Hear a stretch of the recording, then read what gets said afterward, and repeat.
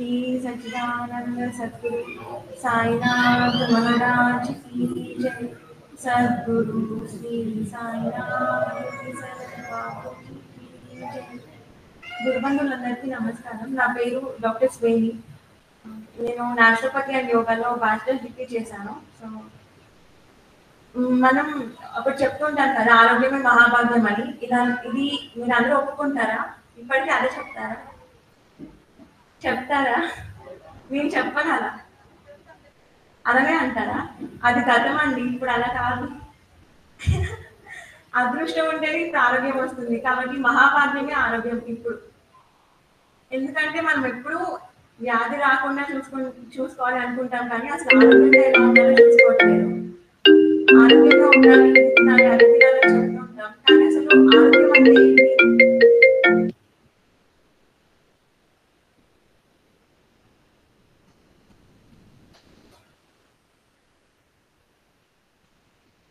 గతం అని అనుకోకుండా గతాన్ని మళ్ళీ మనం తెచ్చి చూడాలి. ఎందుకంటే అప్పట్లో ఉన్న జీవన శైలికి వాళ్ళకి ఇటువంటి బీపీ, షుగర్ ఏమి లేవు.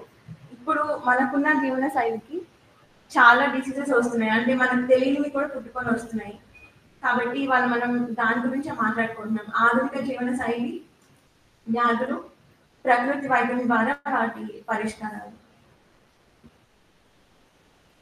సో ఫస్ట్ ఆరోగ్యం అంటే ఏంటి ఎవరైనా చెప్తారా? అంటే బీపీ, షుగర్ లేకపోవడం, ఏ వ్యాధి లేకపోవడమే ఆరోగ్యమా? అవును, అవును, అది నిజమే. సో అది మానసికంగా చెప్పగలం, కానీ శారీరకంగా ఎలా చెప్పగలం? ఆరోగ్యంగా ఉండడం అంటే ఏంటి? అవును, హ్యాపీగా ఉంటాం, అది బ్రెయిన్ కి తెలుస్తుంది, కానీ మన ఫిజికల్ బాడీకి ఎలా తెలుస్తుంది? అంటే మన బాడీ ఆరోగ్యంగా ఉందా లేదా అని ఎలా చెప్తాం? అవును, ఒకటి ఓకే, యాక్టివ్గా ఉండాలి. ఇంకా ఓకే, నిద్ర పట్టడం, యా కరెక్ట్ పాయింట్. యాక్టివ్గా ఉండడం, నిద్ర పట్టడం, ఇవి టూ ఖచ్చితంగా ఉండాలి. వీటితో పాటు ఇంకా అవును, ఒత్తిడి లేకుండా ఉండడం. ఒకవేళ ఒత్తిడి ఉన్న దాన్ని మనం ఫైట్ చేయగలగాలి. అంటే స్ట్రెస్ ఉంది అని దాని మీద ఫోకస్ చేయకుండా ఆ స్ట్రెస్ని ఎలా మనం ఫైట్ చేయాలి, ఎలా మనం ఆ స్ట్రెస్ లేకుండా ఉండాలో అలా మనం సహజంగా తీసుకోగలగడం. దాంతో పాటు మీరు ఇక్కడ చూస్తున్నారు కదా, సో ఈ బొమ్మలో ఒక క్లాక్ కనిపిస్తుందా అందరికి? ఆ క్లాక్ లో మీరు ఏ టైంకి నిద్ర లేవగలగాలి అంటే, ఇప్పుడు నిద్ర లేవడం కూడా ఫోర్స్ఫుల్ గా నిద్ర లేవడం కాదు, మీకు సహజంగానే మెలకు రావాలి. సో అది ఫస్ట్ పాయింట్. తర్వాత కాలకృత్యాలు, ఇప్పుడు మల విసర్జన, మూత్ర విసర్జన, ఇవి చాలా ప్రాబ్లమ్స్ ఎక్కడంటే ఇక్కడే ఇబ్బందికరంగా ఏ టైంకి పడితే ఆ టైంకి వెళ్ళడం. సో కరెక్ట్ టైంకి మనకి ఎక్స్క్రిషన్ జరగకపోవడం కూడా ఆరోగ్యంగా లేకపోవడమే. సో నెక్స్ట్ స్నానం చేయడం. స్నానం చేయాలని ఆలోచన రావడం కూడా ఒక ఆరోగ్యకరమైన ఏమంటారు పాయింట్. ఎందుకంటే చాలా మందికి ఆ స్నానం చేయాలనే ఆలోచన రాదు, ఏదో అలవాట్లో చేస్తూ ఉంటాం, కానీ అసలు నిజంగా మన బాడీ క్లెన్స్ చేసుకోవాలి, స్నానం చేయాలనే ఆలోచన రావాలి. ఇది కూడా ఒక హెల్తీ పాయింట్. ఇంకా చెమట పట్టడం కూడా మన బాడీ హెల్తీగా ఉంది అని చెప్పడానికి ఒక సూచన అనమాట. సో బాడీకి చెమట పట్టకపోయిందంటే ఖచ్చితంగా మీరు ఆరోగ్యంగా లేనట్టే. అంటే ఎందుకో చెప్తాను తర్వాత ఆకలి వేయడం. మనం అలవాట్లో తింటూ ఉంటాం, అంటే ఈ టైంకి తినాలి, రోజు తింటున్నాం కాబట్టి తింటున్నాం, ఇది ఆరోగ్యంగా ఉండడం కాదు. ఆరోగ్యంగా ఉంటే మీకు కరెక్ట్ గా ఆకలి వేస్తుంది, అంటే నిజమైన ఆకలి వేరు, అలవాట్లో తినే ఆకలి వేరు. సో కరెక్ట్ టైంకి ఆకలి వేయడం, నిజంగా మీకు అది తెలియడం కూడా ఆరోగ్యంగా ఉన్నారు అని చెప్పడానికి ఒక సూచన. దాంతో పాటు లాస్ట్ కి మన పనులు, అంటే రోజువారీ మనం ఏమేమి పనులు చేసుకుంటున్నాం, మన జాబ్ కి కానీ, మన ఇప్పుడు చిన్నపిల్లలు అయితే స్కూల్లో వాళ్ళ క్లాసెస్ వినగలగడం ఎలాంటి ఇబ్బంది లేకుండా, అలానే వాళ్ళ కొలీగ్స్ తో వాళ్ళ క్లాస్మేట్స్ తో ఎలా బిహేవ్ చేస్తున్నారు, ఇవన్నీ పాయింట్స్ కూడా మనం హెల్తీగా ఉన్నామని సూచిస్తాయి. ఎలా అంటే మనం ఇప్పుడు రెస్పాన్స్ ఒకటి, రియాక్షన్ ఒకటి అని చెప్తాం కదా. ఎవరైనా ఏమైనా అంటే రియాక్షన్ కాకుండా రెస్పాండ్ అవ్వాలి, అది గురువుగారు కూడా చెప్పారు. ఎందుకు రెస్పాండ్ అవ్వాలి, రియాక్ట్ అవ్వకూడదు అంటే, రెస్పాండ్ అవ్వడం ప్రతిస్పందించడం, రియాక్షన్ అంటే అది వాళ్ళు ఏం చెప్తున్నారో వినకుండానే మనం అంటే అన్కాన్షియస్ గా, ఇన్వాలంటరీగా మనం ఏది పడితే అది మాట్లాడడం అనమాట. అంటే ఆలోచన లేకుండా మాట్లాడేస్తుంటాం. సో ఇది హెల్తీనెస్ కాదు. హెల్తీగా ఉంటే ఖచ్చితంగా మనం వింటాం. అది ఆటోమేటిక్‌గా జరుగుతుంది. మళ్ళీ ఫోర్స్‌ఫుల్‌గా ఏం జరగదు. మనం వినగలుగుతాం. సహజంగానే వినగలుగుతాం. సహజంగా వాళ్ళకి స్పందించగలుగుతాం. సో ఇది ఇంకా ఏ పని చేసినా ఇబ్బంది లేకుండా ఇందాక యాక్టివ్‌నెస్ అని చెప్పాను కదా! సో యాక్టివ్‌గా చేయగలగడం. నీరసం లేకుండా ఏ పని చేసినా నీరసం రాకుండా సహజంగానే అంటే ఫోర్స్‌ఫుల్‌గా మనం ఆలోచిస్తేనే అలా అంటే యాక్టివ్‌నెస్ రావాలి అని కాకుండా మన బాడీకి తెలియకుండానే యాక్టివ్‌నెస్ రావడం. ఇది హెల్తీగా ఉన్నామని చెప్పడానికి ఇంకొక పాయింట్. అండ్ లాస్ట్ ఇంపార్టెంట్ చాలా ఇంపార్టెంట్ ఇది నిద్ర. నిద్ర కూడా మనకి సహజంగా రావాలి. ఆ టైం అయినట్టు నిద్ర ఆటోమేటిక్‌గా రావాలి. అంతేకాని ఈ టైంకి రోజు పడుకుంటున్నాం కాబట్టి పడుకోవాలి. పడుకున్నా నిద్ర పట్టదు. అంటే జస్ట్ బెడ్ పైన పడుకుంటారు అలా. కానీ కళ్ళు మూసుకోరు, నిద్ర పట్టదు. ఇది కూడా అన్‌హెల్తీనెస్. సో ఆరోగ్యంగా ఉండాలి అంటే ఈ పాయింట్స్ అన్ని ఏ టైంకి ఏం జరగాలో అవన్నీ కరెక్ట్‌గా జరుగుతూ ఉండాలి. యాక్టివ్‌గా ఉండాలి, హ్యాపీనెస్ ఉండాలి. సో లాస్ట్‌కి హ్యాపీనెసే ఒక మెయిన్ మనకి లైఫ్‌లో. నెక్స్ట్ అసలు ప్రకృతి వైద్యం సిద్ధాంతం ఏంటి? దానికన్నా ముందు హెల్తీగా ఉండాలి. హెల్తీనెస్ అంటే ఏంటో తెలుసుకున్నాం. సో ఈ హెల్తీనెస్ ని మెయింటైన్ చేయడానికి, ప్రమోట్ చేయడానికి కొన్ని వైద్య విధానాలు ఉన్నాయి. అంటే సిస్టమ్స్ ఆఫ్ మెడిసిన్ అంటాం. దాంట్లో ఫస్ట్ మనందరికీ తెలిసింది అలోపతి అంటే ఇంగ్లీష్ మెడిసిన్. ఏ జబ్బు వచ్చినా మనం వ్యాక్సిన్ కానీ లేదంటే టాబ్లెట్ కానీ సర్జరీ కానీ ఇది మనకు తెలిసింది. వాటితో పాటు ఇప్పుడిప్పుడు కొంచెం అందరికీ అవగాహన కలిగేది ఆయుష్ అని అంటాం. ఆయుష్‌లో మనకి 5 ఉంటాయి. ఆయుర్వేద, యోగా అండ్ నాచురోపతి, యునాని, సిద్ధ, హోమియోపతి. హోమియోపతి అంటే మనందరికీ తెలుసు ఖచ్చితంగా. కానీ డిఫరెన్స్ తెలియదు కదా! ఆయుర్వేద అంటే ఏంటి? నాచురోపతి అంటే ఏంటి? హోమియోపతి అంటే ఏంటి? ఇవన్నీ ఎందుకు కలిసి ఒక ట్రెడిషనల్ సిస్టమ్స్‌గా అంటే కలిపి ఎందుకు చెప్తున్నాం?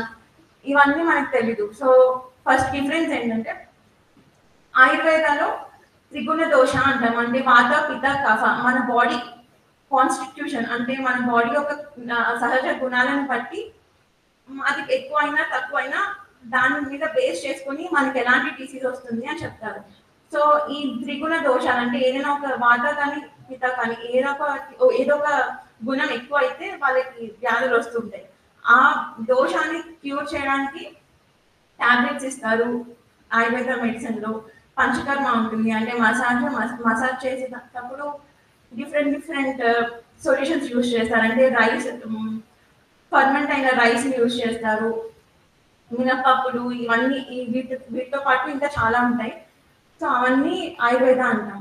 హోమియో అంటే మనకి తెలిసిందే పిల్స్ ఉంటాయి. సో అవి ఎలా అంటే ఇప్పుడు ఒక హెల్తీ పర్సన్ లో ఒక డిసీజ్ వచ్చింది అంటే వ్యాధి లక్షణాలు కనిపిస్తాయి కదా! ఆ లక్షణాలు ఎందుకు దేని ద్వారా అయితే వస్తాయో ఆ సబ్స్టెన్స్ ని ఆ పదార్థాన్ని తీసుకొని మైన్యూట్‌గా అంటే చాలా చిన్న పదార్థంగా చేస్తారు. అంటే 100% ఉన్న పదార్థాన్ని డైల్యూట్ చేసి 0.001 అంటే చాలా చిన్న పదార్థంగా చేసి వ్యాధి ఉన్న పర్సన్‌కి ఇస్తారు. సో అప్పుడు ఏమవుతుంది? ఈ పదార్థం వెళ్ళడం వల్ల ఆల్రెడీ మన బాడీలో సహజంగా ఉండే ఇమ్యూనిటీ ఉంటుంది. అంటే వ్యాధి నిరోధక నివారణ శక్తి ఉంటుంది. దాన్ని యాక్టివేట్ చేస్తాం. అంటే చలనంలోకి తీసుకొస్తాం. అలా హోమియోపతి హెల్ప్ అవుతుంది. యునాని, సిద్ధ కూడా ఇవే. కాకపోతే అవి దేని మీద బేస్ చేస్తారంటే మన బ్లడ్, లింఫ్ అంటే డ్రైనేజ్ సిస్టమ్. వీటి మీద బేస్ చేసుకొని వాళ్ళ మెడిసిన్స్ ఇస్తారు. కానీ నాచురోపతిలో అసలు మెడిసిన్ ఉండదు. అంటే టాబ్లెట్ ఉండదు, కషాయం కూడా ఉండదు. మరి ఎలా ట్రీట్ చేస్తాము? అసలు ఏంటిది నాచురోపతి అంటే ఏంటి? ప్రకృతి వైద్యం అంటే ఏంటి? అందరూ ఆయుర్వేద, ప్రకృతి వైద్యం ఒకటే అనుకుంటారు. కానీ కాదు. అసలు సిద్ధాంతం ఏంటో చూద్దాం. మీకు ఇక్కడ ఒక కణం కనిపిస్తుంది. అంటే సెల్ బాడీ కనిపిస్తుంది కదా! లేదంటే దాని శరీరం అనుకోండి ప్రస్తుతానికి. దాని లోపల మీకు వైరస్ లాంటి, బ్యాక్టీరియా లాంటిది కనిపిస్తుంది. యాక్చువల్లీ అది బ్యాక్టీరియా, వైరస్ కాదు. అది మన బాడీలో పేరుకుపోయిన చెత్త. సో మన కిచెన్ లో కూడా మనం ఫస్ట్ దాంట్లో చూస్తే గిన్నెలన్నీ నింపి ఉన్నాయి కదా సింక్ లో. ఇప్పుడు ఒకవేళ మళ్ళీ ఇంకా ఎక్స్ట్రా గిన్నెలు వేసాం అనుకోండి ఏమవుతుంది? బయటకు పడిపోతాయి. లేదంటే ఎంగిలి బయట పడిపోతూ ఉంటుంది. దాన్ని క్లీన్ చేసుకుంటే కానీ అది క్లీన్ మనం ఎఫర్ట్ పెట్టి క్లీన్ చేస్తే కానీ అవి తీయలేము దాని నుంచి. సో ఫస్ట్ అదొక పాయింట్. మన స్టమక్ అంటే మన కడుపులో ఉన్న చెత్తని మనం ఎలా అంటే అవి ఫుల్లీ కృషించిపోయే వరకు ఆగకుండా ముందే ఎక్స్క్రీట్ చేయాలి. అలా కాదు, ఇంకా అలా కాకుండా మళ్ళీ క్లీన్ చేసేసాక కూడా ఎంగిలి మెతుకులు ఈ సింక్ లోపల ఉన్న హోల్ ఉంటుంది కదా, అక్కడ కూడిపోయాను అంటే అక్కడ అక్యుములేట్ అయిపోయాను అనుకోండి, అప్పుడు ఏమవుతుంది, వాటర్ కిందకి వెళ్ళవు. మళ్ళీ వాటర్ ఆ కుళ్ళిపోయిన వాటర్ అంతా పైకి తేలుతూ ఉంటుంది, మళ్ళీ మన కిచెన్ అంతా కంపు కొడుతుంది. అలానే వదిలేస్తే బ్యాక్టీరియా వైరస్ అన్నీ చేరుకుంటాయి. సో మనం ఇక్కడ ఆ ఎంగిలి మెతుకులు అడ్డం పడకుండా ఒక మెష్ లాంటివి పెట్టుకుంటాం, అవి ఎప్పటికప్పుడు తీసేసుకుంటూ ఉంటాం. ఇంకొకటి ఏంటంటే మనం ఈ ఎంగిలి మెతుకులు లేకపోయినా కొన్నిసార్లు వాటర్ బ్లాక్ అయిపోతూ ఉంటుంది, కిందకి వెళ్ళదు పైప్స్ నుంచి. అప్పుడు ప్రాబ్లం ఎక్కడ ఉన్నట్టు, సింక్ లో ఉన్నట్ట, పైప్ లో ఉన్నట్ట? పైప్ లో ఉన్నట్టు. మరి మనం సింక్ లో ఎంగిలి మెతుకులు ఉన్నాయా లేదా చెక్ చేసుకున్నా వేస్టే కదా, అక్కడ ఏం లేదు చెత్త, ఉన్నది లోపల. సో ఇక్కడ ఉన్న కింద డ్రైనేజ్ సిస్టమ్ క్లీన్ చేసుకోవాలి. ఒకవేళ ఇక్కడ కూడా క్లీన్ చేయలేదు అనుకోండి, అప్పుడు ఏమవుతుంది, దాని నుంచి కనెక్ట్ అయిన మున్సిపల్ డ్రైనేజ్ సిస్టమ్ పాడైపోతుంది. అంటే అక్కడికి ఈ చెత్త అంతా అక్కడికి వెళ్ళి అక్కడ బ్లాకేజెస్ స్టార్ట్ అవుతాయి. సో అలానే మన శరీరంలో అంటే ఫస్ట్ స్టమక్ అంటే కడుపులో ప్రేగుల్లో ఉన్న చెత్త బయటికి పోకపోతే అవి ప్రతి కణంలోకి పాకుకుంటూ ఉంటాయి. అంటే మన శరీరంలో చాలా లక్షల వేల కోట్ల కణాలు ఉంటాయి కదా, ఆ కణం లోపల వరకు వెళ్ళి ప్రతి కణంని అవి హింసిస్తూ ఉంటాయి అన్నమాట. ఆ చెత్త, ఆ పేరుపైన చెత్త, దాన్ని మన శరీరం సహజంగానే క్లీన్ చేసుకుంటూ ఉంటుంది. దాన్ని ఇమ్యూనిటీ అంటాం, అంటే వ్యాధి నివారణ నిరోధక శక్తి. కానీ మనం ఏం చేస్తాం, ట్రై చేస్తున్నప్పుడు నీకు అంత సీన్ లేదులే, నేనే ఏం చేయలేకపోయాను, నువ్వు చిన్న కణానికి నువ్వేం చేస్తావు అనుకుంటుంటాం. అంటే మన బాడీని మనమే హింసిస్తూ ఉంటాం. ఎలా అంటే మనకి ఏదైనా ఒక డిసీజ్ రాకముందు ఫస్ట్ సిమ్టమ్స్ కనిపిస్తాయి కదా. సో సిమ్టమ్స్ కన్నా ముందు నీకు వార్నింగ్ సైన్స్ వస్తాయి. వామిటింగ్స్ కానీ, మోషన్స్ కానీ, హెడేక్స్ కానీ, అంటే తలనొప్పి కానీ, జలుబు, దగ్గు, జ్వరం, ఇవన్నీ వార్నింగ్ సైన్స్, వ్యాధులు కాదు ఇవి, అసలు డిసీజెస్ కాదు ఇవి. బాడీ మన కోసం ఫైట్ చేస్తున్నప్పుడు జరిగే ప్రాసెస్ అన్నమాట. మనం ఏం చేస్తాం, వీటిని టాబ్లెట్ వేసి లేదంటే ఏదో కషాయం తాగి అవి కూడా ఆపేస్తూ ఉంటాం. దానివల్ల కడుపులో ఉన్న చెత్త క్లీన్ అవ్వదు, కణంలో ఉన్న చెత్త క్లీన్ అవ్వదు. అలా పెరిగి పెరిగి ఇలా నార్మల్గా ఉండాల్సిన కణం ఇలా చెత్త కుప్పలాగా తయారవుతుంది. సో ఇక్కడ మళ్ళీ కుళ్ళిపోయి అంతా ఏమంటారు, వేస్ట్ మెటీరియల్ అంతా పెరిగి ఆ కణం లాస్ట్ చచ్చిపోతుంది. ఆ చచ్చిపోయినాక మనం ఏం చేయలేము, కానీ చచ్చిపోక ముందు కొంచెం బ్రతుకున్నప్పుడే మనం ఆ కణాన్ని కాపాడుకోవాలి. సో అది ఎలా అంటే మనకి ప్రకృతి సహజంగా ఇచ్చే కొన్ని పంచమహాభూతాలు ఉన్నాయి కదా, 5. అంటే గాలి, నీరు, నిప్పు, మట్టి. మట్టి అంటే భూమి అనుకోవచ్చు, ఆకాశం, గాలి. ఇవి 5 మన శరీరంలో కూడా ఉన్నట్టే. ఎందుకంటే మన శరీరం ఒక చిన్న బ్రహ్మాండం అని చెప్పొచ్చు, అంటే యూనివర్స్, ఒక చిన్న మైక్రో యూనివర్స్ అని చెప్పొచ్చు. సో మనలో ఏవైతే ఉన్నాయో పంచమహాభూతాల్లో కూడా అదే ఉన్నాయి, కాకపోతే మనం దాన్ని గుర్తించం. సో వాటికి ఉన్న సహజ లక్షణాలతో మన బాడీని ఎలా క్యూర్ చేసుకోవాలి అంటే, ఇప్పుడు చెత్త కూరుకుపోయింది, మరి ఎలా తీయాలి దాన్ని, అంటే కణంలో కూరుకుపోయింది కదా ఆ చెత్త, దానివల్ల మనకి ప్రాబ్లమ్స్ వస్తాయి. సో అది పెరగకుండా ఎలా క్లీన్ చేసుకోవాలి, దానికి మంచి ఎన్విరాన్మెంట్ ని క్రియేట్ చేయాలి. అంటే బాడీని, ఇప్పుడు బాడీ పడుకున్నట్టు అనమాట, చెత్త క్లీన్ చేయలేక లోడ్ ఎక్కువ అయిపోయి బాడీ అలసిపోయి పడుకుంది. దాన్ని లేపాలంటే మనం యాక్టివేట్ చేయాలంటే ఏం చేయాలి, వాటర్ని కానీ, మట్టిని కానీ, గాలి కానీ, వీటిలో ఉన్న శక్తి మనం బాడీకి అందించి బాడీని సహజంగా అది క్యూర్ చేసుకునేలాగా నిద్రలేపడం ప్రకృతి వైద్యం. ఇక్కడ మనం ఇంకొకటి కూడా చూడాలి, ఇన్స్టింక్ట్స్ అంటే ప్రవృత్తులు అంటాం కదా, సహజ ప్రవృత్తులు అంటే మన ఆలోచన లేకుండా, మన ప్రమేయం లేకుండా సహజంగా జరిగే వాటిని ఇన్స్టింక్ట్స్ అంటాము. సో ఇవి మనలోనే కాదు అన్నిట్లో ఉంటాయి, ప్రకృతిలో ఉన్న జీవకోటి అన్నిట్లో ఇవి ఉంటాయి. ఎలా అంటే మనం పక్షుల్ని చూస్తాం కదా, పొద్దున్న లేవగానే అవి పరిగెత్తుకుంటూ వెళ్ళిపోతుంటాయి. అంటే సన్ రైజ్ అవ్వగానే అవి లేస్తాయి, ఆచుకుంటూ వెళ్ళిపోతూ ఉంటాయి పని చేయడానికి, ఫుడ్ వెతుక్కోవడానికి. మళ్ళీ చీకటి పడిపోయే టైంకి అంటే సన్సెట్ అయ్యే టైంకి అవి మళ్ళీ ఇంకా ఏం తినవు, ఏ పని చేయవు, పడుకుంటాయి అవి. అంటే గూడెలకు వచ్చి పడుకుంటాయి. ఒకవేళ వాటికి ఏదైనా వ్యాధి కానీ అంటే ఏదైనా నల్లగా అనిపించింది అనుకోండి, అవి ఆహారం తీసుకో. మనం కుక్కల్ని కూడా చూస్తూ ఉంటాం. వాటికి ఏదైనా ఇబ్బందిగా ఉంది అంటే అవి ఆహారం తీసుకో. మనం ఎంత ఫోర్స్ చేసినా అవి ఆహారం తీసుకో. కానీ మనం వాటిని కూడా డిస్టర్బ్ చేస్తున్నాం, ఆ వాటికి కూడా బలవంతంగా పెడుతూ ఉంటాం. సో అవి మనం గమనించుకోవాలి. ప్రకృతి వైద్య విధానాలు అసలు మనం ఏం చేస్తాం? ప్రకృతి వైద్యం అంటే ఆ పంచమహాభూతాన్ని ఎలా యూజ్ చేస్తాము? ఫస్ట్ ఆహారం దివ్య ఔషధం అంటాము. ఆహారంతోనే మనం అన్ని వ్యాధుల్ని నయం చేయొచ్చు, అసలు వ్యాధులు రాకుండా చూసుకోవచ్చు. తర్వాత ఫాస్టింగ్ థెరపీ అంటే లంకనం. ఉపవాసం వేరు, లంకనం వేరు. ఎందుకంటే ఉపవాసంలో మనం చాలా రకాలు ఉంటాయి. ఉపవాసంలో ఒకటి స్పిరిచువల్ ఫాస్టింగ్ అంటాం, అంటే దేవుడికి దగ్గరగా ఉండడానికి చేసే ఫాస్టింగ్. కానీ మనం దాన్ని మిస్అండర్స్టాండ్ చేసుకొని ఉపవాసం అంటే అన్నం తినకుండా ఉండడం అని ఒక్కటే మనం గుర్తుపెట్టుకుంటాం. కానీ ఉపవాసం అంటే అది మళ్ళీ ఫోర్స్ఫుల్ గా అవ్వకూడదు. సహజంగా మనకి ఆకలి అంటే ఫోకస్ అంతా దేవుడి పైన ఉంటుంది, అది సహజంగా జరుగుతుంది. అంటే ఫోర్స్ఫుల్ గా మనం అన్నం తినకుండా మానాల్సిన అవసరం లేదు. అది స్పిరిచువల్ ఫాస్టింగ్. ఇంకా ఈ స్ట్రైక్స్ కానీ నిరాహార దీక్ష కానీ చేస్తుంటారు కదా, దాన్ని పొలిటికల్ ఫాస్టింగ్ అంటారు. అంటే ఏదైనా ఒక కాజ్ కోసం ఫైట్ చేసేదాన్ని పొలిటికల్ ఫాస్టింగ్ అంటారు. నెక్స్ట్ థెరపటికల్ ఫాస్టింగ్ అంటే ఇందాక మనం చెప్పుకున్నాం కదా, ఇన్స్టిక్ట్స్ అని అంటే ప్రవృత్తులు అని చెప్పుకున్నాం కదా, వాటిని అర్థం చేసుకోవడానికి మన బాడీకి కొంచెం టైం ఇవ్వాలి. సో మనం మన ఎనర్జీ అంతా తినదంతా అరిగించుకోవడానికి అయిపోతే మరి ప్రతి కణం పెరగడానికి అది వాటికి అవి పని చేయడానికి ఎలా ఇస్తాం పోషకాలు? కాబట్టి డైజెస్టివ్ సిస్టమ్ కి రెస్ట్ ఇవ్వాలి. అంటే ఆహారం తిన్నాక అరుగుదల ఉంటుంది కదా, ఆ పని చేసే ఆ పనితీరుని తగ్గించి మనం వేరే సిస్టమ్స్ ని అంటే బ్రెయిన్ ని, హార్ట్ ని, లంగ్స్ ని, స్కిన్ ని ఇవన్నిటిని యాక్టివేట్ చేయాలి.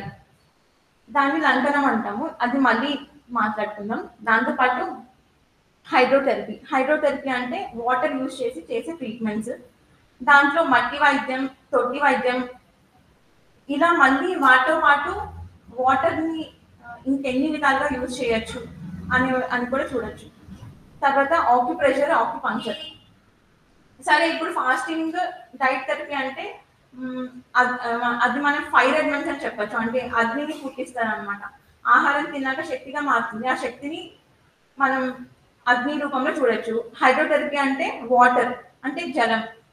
మరి ఆక్యుప్రెషర్, ఆక్యుపంక్చర్ ఇవన్నీ ఎలా రిలేటెడ్ పంచమహాభూతాస్కి అంటే మన శరీరంలో గాలి కూడా ఉంటుంది. గాలి అంటే ఏం లేదు, ఒక ఎంటీ స్పేసెస్ అంటాం, ఖాళీ స్పేసెస్ ఉంటాయి. అంటే ఇప్పుడు మన పొట్ట చుట్టూ ఏం ఉండవు, ఇంకా ఖాళీగానే ఉంటుంది. పొట్ట చుట్టూ, లివర్ చుట్టూ, హార్ట్ చుట్టూ. అంటే ఒక గొట్టం లాంటి శరీరంలో ఇంకొక చిన్న గొట్టం అనుకోండి.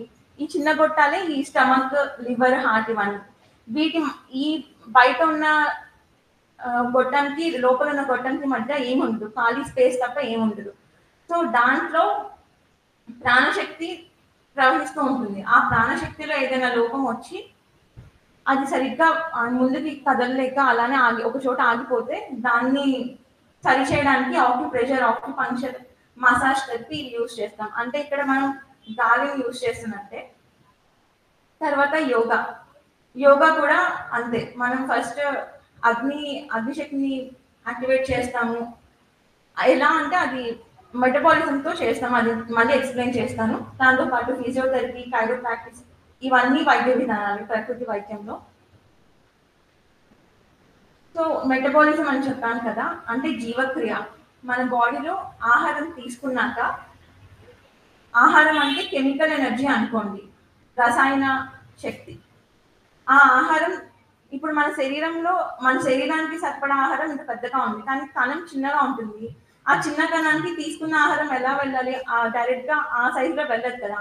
సో ఖచ్చితంగా చిన్న పార్టికల్ గా వెళ్ళాలి. అంటే కణం ఉండేది చాలా చిన్నగా, దానికి తగ్గ సైజ్ లో మనం ఆహారాన్ని పంపించాలి. సో అదే గ్లూకోజ్ అంటాం. ఇక్కడ చూడొచ్చు. ఈ గ్లూకోజ్ ఉంది కదా, ఏ తిన్న ఆహారం అయినా లాస్ట్ కి గ్లూకోజ్ గానే మారాలి. అది కణం లోపలికి వెళ్ళి శక్తిగా మారుతుంది. శక్తిగా మారినప్పుడు దాన్ని మెకానికల్ ఎనర్జీ అనొచ్చు.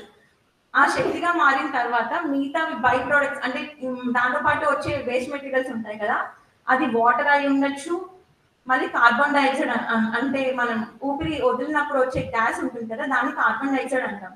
సో మన ఆహారం శక్తిగా మారిన తర్వాత దాంతో పాటు నీరు బయటకు వస్తుంది, ఈ కార్బన్ డైఆక్సైడ్ బయటకు వస్తుంది.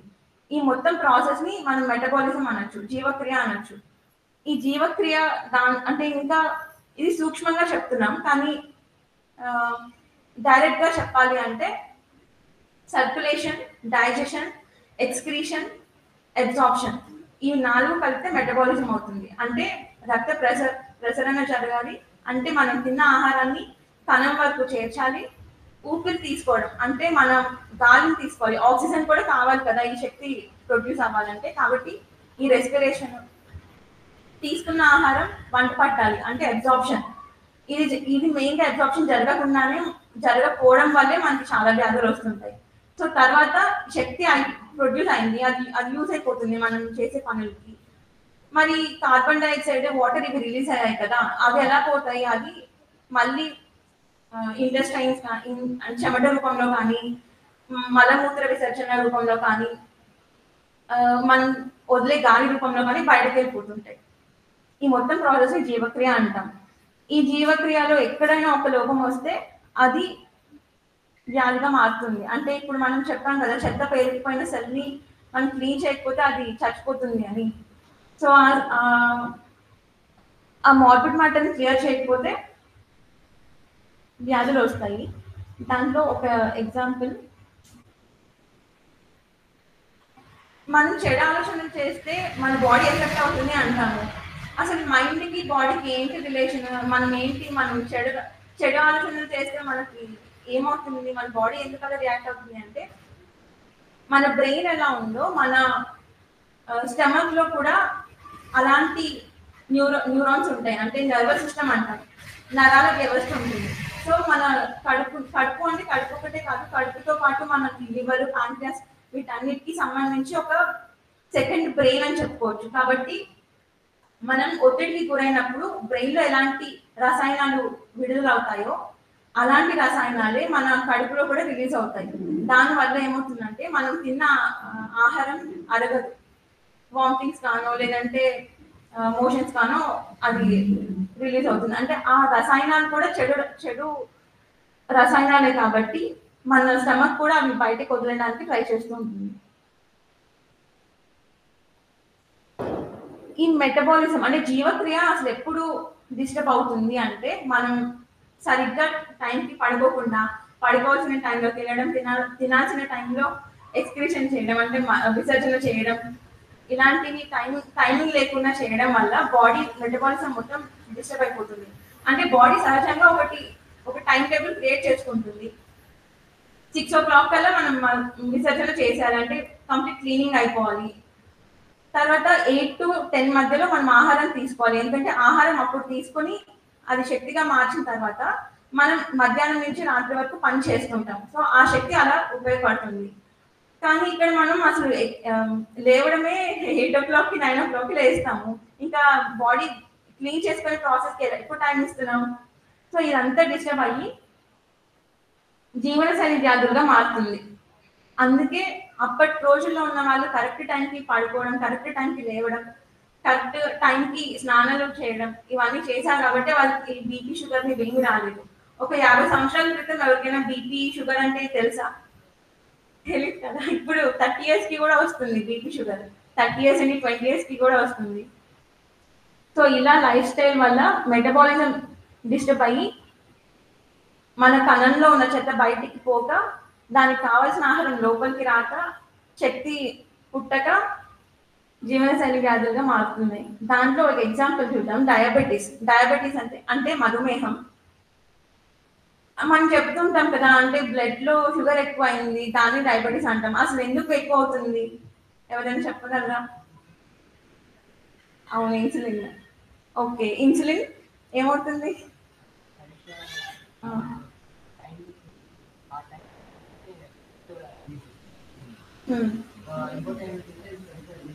అవును, అది కరెక్ట్ పాయింట్. సో మనం తిన్న ఆహారం ఇప్పుడు మెటబాలిజం అన్నాం కదా, అంటే శక్తి ప్రొడ్యూస్ అవుతుంది. అది జరిగే ప్రాసెస్లో మనం ఏం చేస్తున్నాం, నిద్రపోతూ ఉంటాం, అంటే శక్తి యూటిలైజ్ అవ్వదు. దానివల్ల ఇన్సులిన్ అనేది సరిగ్గా రిలీజ్ అవ్వదు, అదొక పాయింట్. అంటే రిలీజ్ అయిన టైంకి మనం తినము, మనం తినే టైంకి ఇన్సులిన్ రిలీజ్ అవ్వదు. దానివల్ల గ్లూకోజ్ అనేది శక్తిగా మారదు. సో ఫస్ట్ అసలు ఏంటంటే మనం తిన్న ఆహారం గ్లూకోజ్గా మారుతుంది, అంటే అదే అరగడం అంటాం కదా, డైజెషన్ అంటాం. సో ఈ డైజెషన్ అయిన తర్వాత గ్లూకోజ్ ఫామ్ అవుతుంది. మన గ్లూకోజ్ వల్లే మనకి శక్తి ఫామ్ అవుతుంది అంటాం. అసలు ఎలా ఫామ్ అవుతుందంటే ఈ గ్లూకోజ్ ని ప్రతి కణంకి చేర్చి కణం లోపలికి తీసుకెళ్లేది ఇన్సులిన్. ఈ ఇన్సులిన్ ప్యాంక్రియాస్ లో ప్రొడ్యూస్ అవుతుంది. కానీ ఎప్పుడైతే ఈ సెల్లో ఈ కణంలో చెత్త పేరుకుపోయిందో ఇన్సులిన్ లోపలికి వెళ్ళలేదు. ఇన్సులిన్ లోపలికి వెళ్ళకపోతే గ్లూకోజ్ లోపలికి వెళ్ళలేదు కదా, గ్లూకోజ్ లోపలికి వెళ్ళకపోతే మనకి శక్తి ప్రొడ్యూస్ అవ్వదు. ఈ మనం తింటూనే ఉంటాం, గ్లూకోజ్ పెరుగుతూ ఉంటుంది, కానీ అది శక్తిగా మారదు. ఈ గ్లూకోజ్ అంతా మళ్ళీ లివర్ లోకో లేదంటే మన కండరాల్లోకో బాడీ మొత్తంలో ఫ్యాట్ రూపంలో స్టోర్ అయి ఉంటుంది. కానీ ఎంతని స్టోర్ చేసుకుంటుంది మన శరీరం కానీ లివర్ కానీ, ఎంతని స్టోర్ చేసుకుంటుంది? చేసుకోలేదు. ఇంకా గ్లూకోజ్ మిగిలిపోయి ఉంటుంది. ఆ గ్లూకోజ్ మళ్ళీ రక్త నాళాల్లోకి చేరుతుంది. సో మనకి కావాల్సిన శక్తి మనకి రాదు. బ్లడ్ లో మాత్రం గ్లూకోజ్ పెరిగిపోతూ ఉంటుంది. అందుకే డయాబెటీస్ వచ్చిన వాళ్ళు చాలా వెయిట్ లాస్ అవుతూ ఉంటారు, ఇది గమనించే ఉంటారు మీరు. సో వాళ్ళు ఇన్సులిన్ తీసుకున్నారంటే ఖచ్చితంగా వెయిట్ లాస్ అవుతూనే ఉంటారు. చాలా 100 kgs ఉన్న వాళ్ళు ఖచ్చితంగా 50 kgs కానీ 60 kgs కానీ సడన్ గా వెయిట్ లాస్ అయిపోతూ ఉంటారు. ఎందుకంటే మనకి శక్తి రాదు, మన బాడీకి మరి శక్తి కావాలి. అది ఈ లివర్ కానీ మన బాడీలో వేరే చోట్ల పేరుకున్న కొవ్వుని కరిగించుకొని శక్తిగా మార్చుకుంటుంది. ఈ మిగిలిన గ్లూకోజ్ అంతా చేరిపోయి ఈ నాళాల్లో పేరుకుపోయి అది డయాబెటీస్ అని చెప్తాం మనం. సో మెయిన్ ప్రాసెస్ ఏంటి, ఇక్కడ కణం లోపల ఉన్న చెత్త క్లియర్ అయితేనే ఇన్సులిన్ లోపలికి వెళ్తుంది, అంటే ఈ గ్లూకోజ్ ని మోసుకుంటూ లోపలికి తీసుకెళ్తుంది. ఒకవేళ ఇక్కడ చెత్త ఉంటే ఈ గ్లూకోజ్ తీసుకెళ్ళడానికి ప్లేస్ ఉండదు, కాబట్టి ఆ గ్లూకోజ్ అంతా రక్తంలో చేరి డయాబెటీస్ గా మారుతుంది. ఇదేంటో చెప్తారా, వీళ్ళెవరో చెప్తారా? ఓకే, కానీ క్యారెక్టర్స్, నటులు కాదు, క్యారెక్టర్స్ చెప్తారా ఎవరైనా? వీళ్ళెవరు?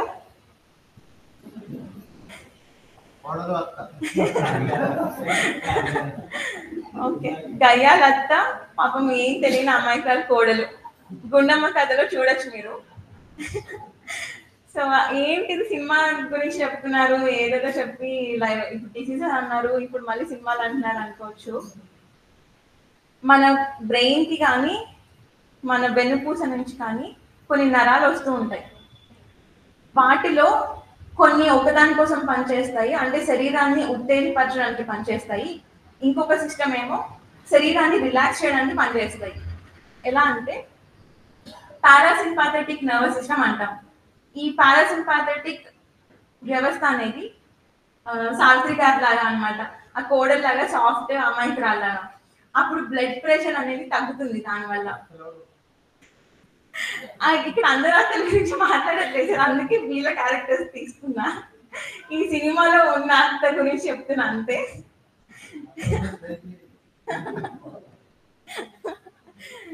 సో ఈమెంటి, ఈ సావిత్రి గారు ఏమన్నా ఏమనరు, సైలెంట్ గా ఉంటారు, ఎప్పుడు కూల్ గా కామ్ గా ఉంటారు. సో మన పారాసింపాథెటిక్ నర్వస్ సిస్టమ్ కూడా మన హార్ట్ రేట్ ని తగ్గిస్తుంది, అంటే హార్ట్ మీద ప్రెషర్ ని తగ్గిస్తుంది, బీపీ కంట్రోల్ లో ఉంటుంది ఇది యాక్టివేట్ అని ఉంటే.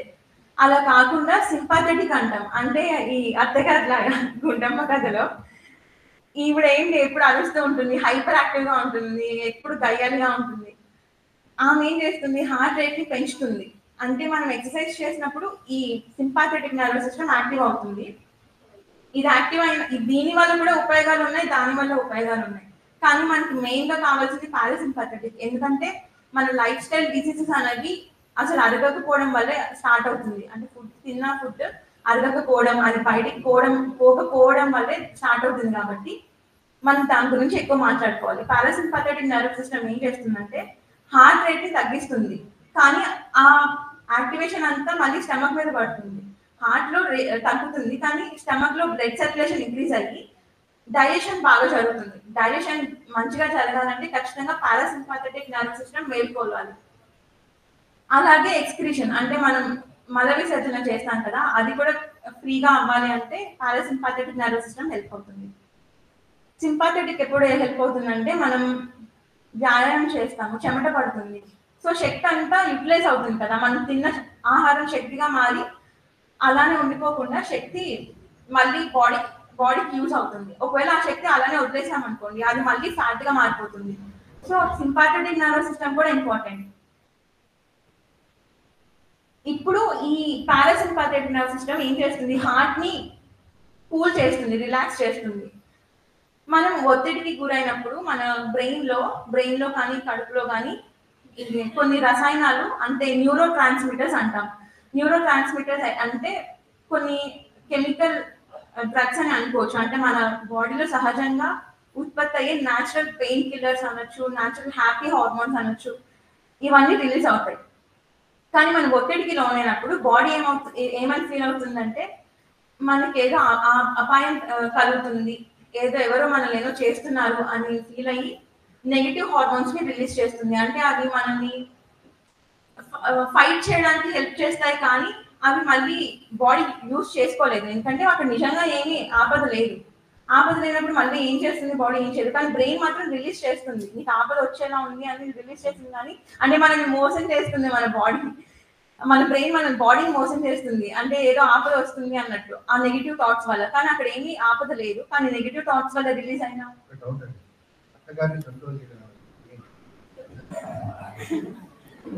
నర్వస్ సిస్టమ్ సింపథెటిక్ పారాసింపథెటిక్ చెప్పారు, వాటిని ప్రకృతి వైద్యం ద్వారా ఎలా కంట్రోల్ చేస్తారు?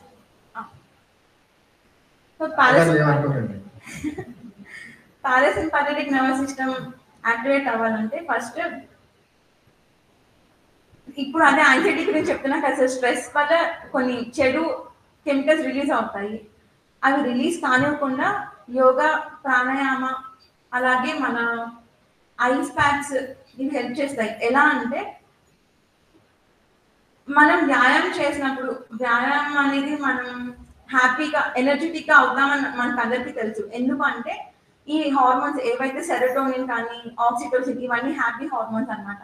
మనం హ్యాపీగా ఉండడానికి యూజ్ అయ్యే హార్మోన్స్ రిలీజ్ అవుతాయి. ఆ హార్మోన్స్ ఈ పారాసింపాథెటిక్ నర్వస్ సిస్టమ్ ని యాక్టివేట్ చేస్తాయి, అంటే బాడీని కూల్ అయ్యేలాగా, రిలాక్స్ అయ్యేలాగా, ఎలాంటి టెన్షన్స్ లేకుండా ఉండడానికి హెల్ప్ చేస్తాయి. So parasympathetic nervous system activate అయిందంటే ఆటోమేటిక్ గా బీపీ తగ్గుతుంది, డైజెషన్ ఇంప్రూవ్ అవుతుంది, ఎక్స్ప్రెషన్ ఇంక్రీజ్ అవుతుంది. ఇప్పుడు సరే యోగా అంటే యోగా చేసినప్పుడు మనం హ్యాపీగా ఫీల్ అవుతాం, ఎనర్జెటిక్ గా ఫీల్ అవుతాం, కానీ ఐస్ ప్యాక్ ఎలా క్యూర్ చేస్తాం, ఐస్ ప్యాక్ తో ఎలా క్యూర్ చేస్తాము? ఇప్పుడు మనకి వెన్నుముక ఉంటుంది కదా, దాని మెడ నుంచి కింద వరకు వెన్నుముక మొత్తం ఐస్ తోటి మసాజ్ చేసినప్పుడు ఇక్కడ ఉన్న ఏవైతే పారాసింపాథెటిక్ అంటే మన నరాలు ఉంటాయని చెప్పుకున్నాం కదా, ఈ వెన్నుముక నుంచి వచ్చే నరాలన్నీ రిలాక్స్ అయ్యి ఇక్కడ పైన ఉన్న రక్తనాళాలు, అంటే ఇక్కడ మీకు ట్యూబ్ కనిపిస్తుంది కదా, నార్మల్ గా ఉన్న ట్యూబ్, ఇది బీపీ ఉన్నప్పుడు చిన్నగా అవుతుంది అనమాట. నార్మల్ గా ఉన్నది ఫస్ట్ మీరు చూసేది, తర్వాత మధ్యలో చిన్నగా అవుతుంది, అది బీపీ పెరగడం వల్ల. తర్వాత ఇంక్రీజ్ అయింది, అంటే ఐస్ పెట్టిన తర్వాత మళ్ళీ ఇంక్రీజ్ అవుతుంది. ఎలా అంటే సహజంగానే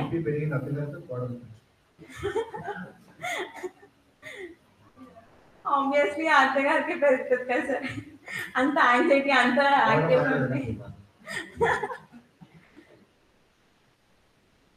సో ఐస్ ఏం చేస్తుందంటే మన రక్తనాళాన్ని చిన్నగా చేస్తుంది ఫస్ట్, కానీ అలానే ఎక్కువసేపు ఉంచిన తర్వాత బాడీ ఏం చేస్తుంది, ఇప్పుడు ఐస్ వల్ల చిన్నగా అయ్యాయి, కానీ బాడీ సహజంగా ఏం చేసుకుంటుంది, ఇక్కడ చిన్నగా అయింది కాబట్టి మనం పెంచాలి దీన్ని అని బాడీ సహజంగా యాక్టివేట్ అవుతుంది. మనం చెప్పుకున్నాం కదా, బాడీని యాక్టివేట్ చేయడమే ప్రకృతి వైద్యం, అంటే సహజంగా దాని ప్రాసెస్ అది చేసుకునేలాగా నిద్ర లేపాలి అని చెప్తాం కదా. సో అలా అన్నమాట.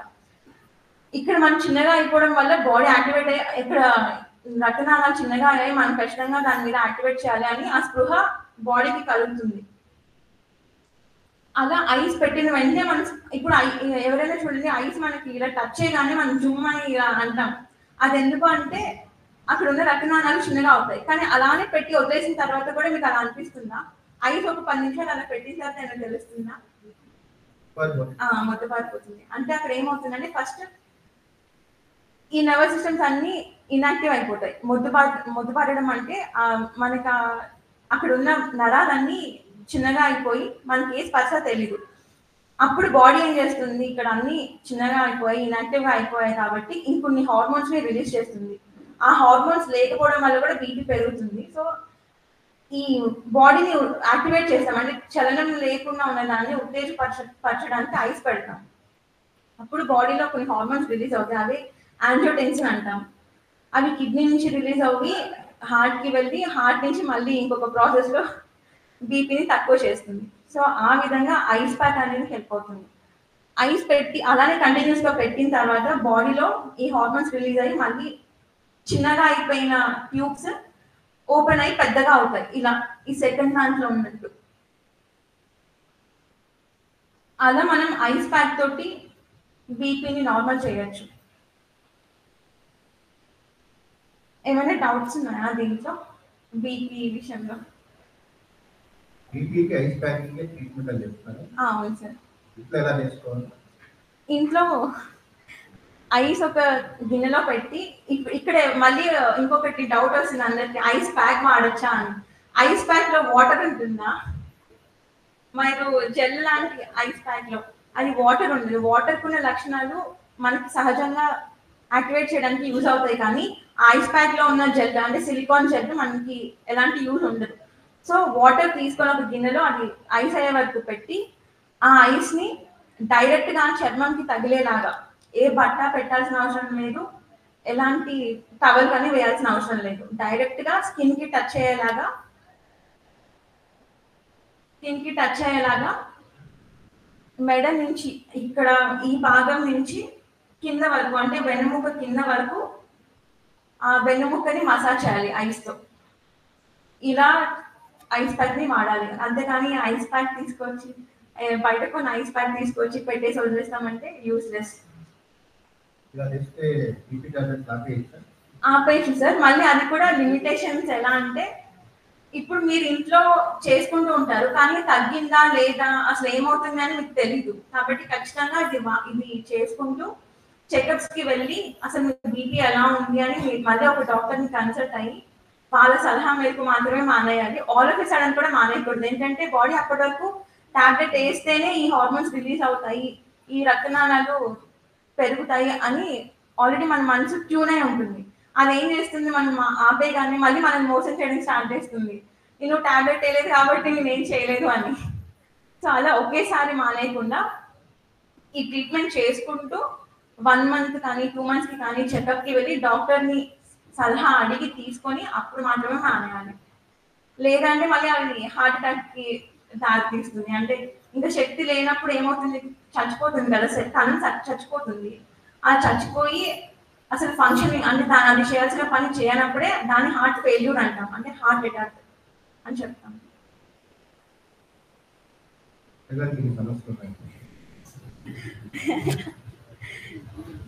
సో నెక్స్ట్ కీళ్ళ వ్యాధి. ఈ పేరుకుపోయిన చెత్త కీళ్ళ వ్యాధికి ఎలా రిలేట్ అవుతుంది?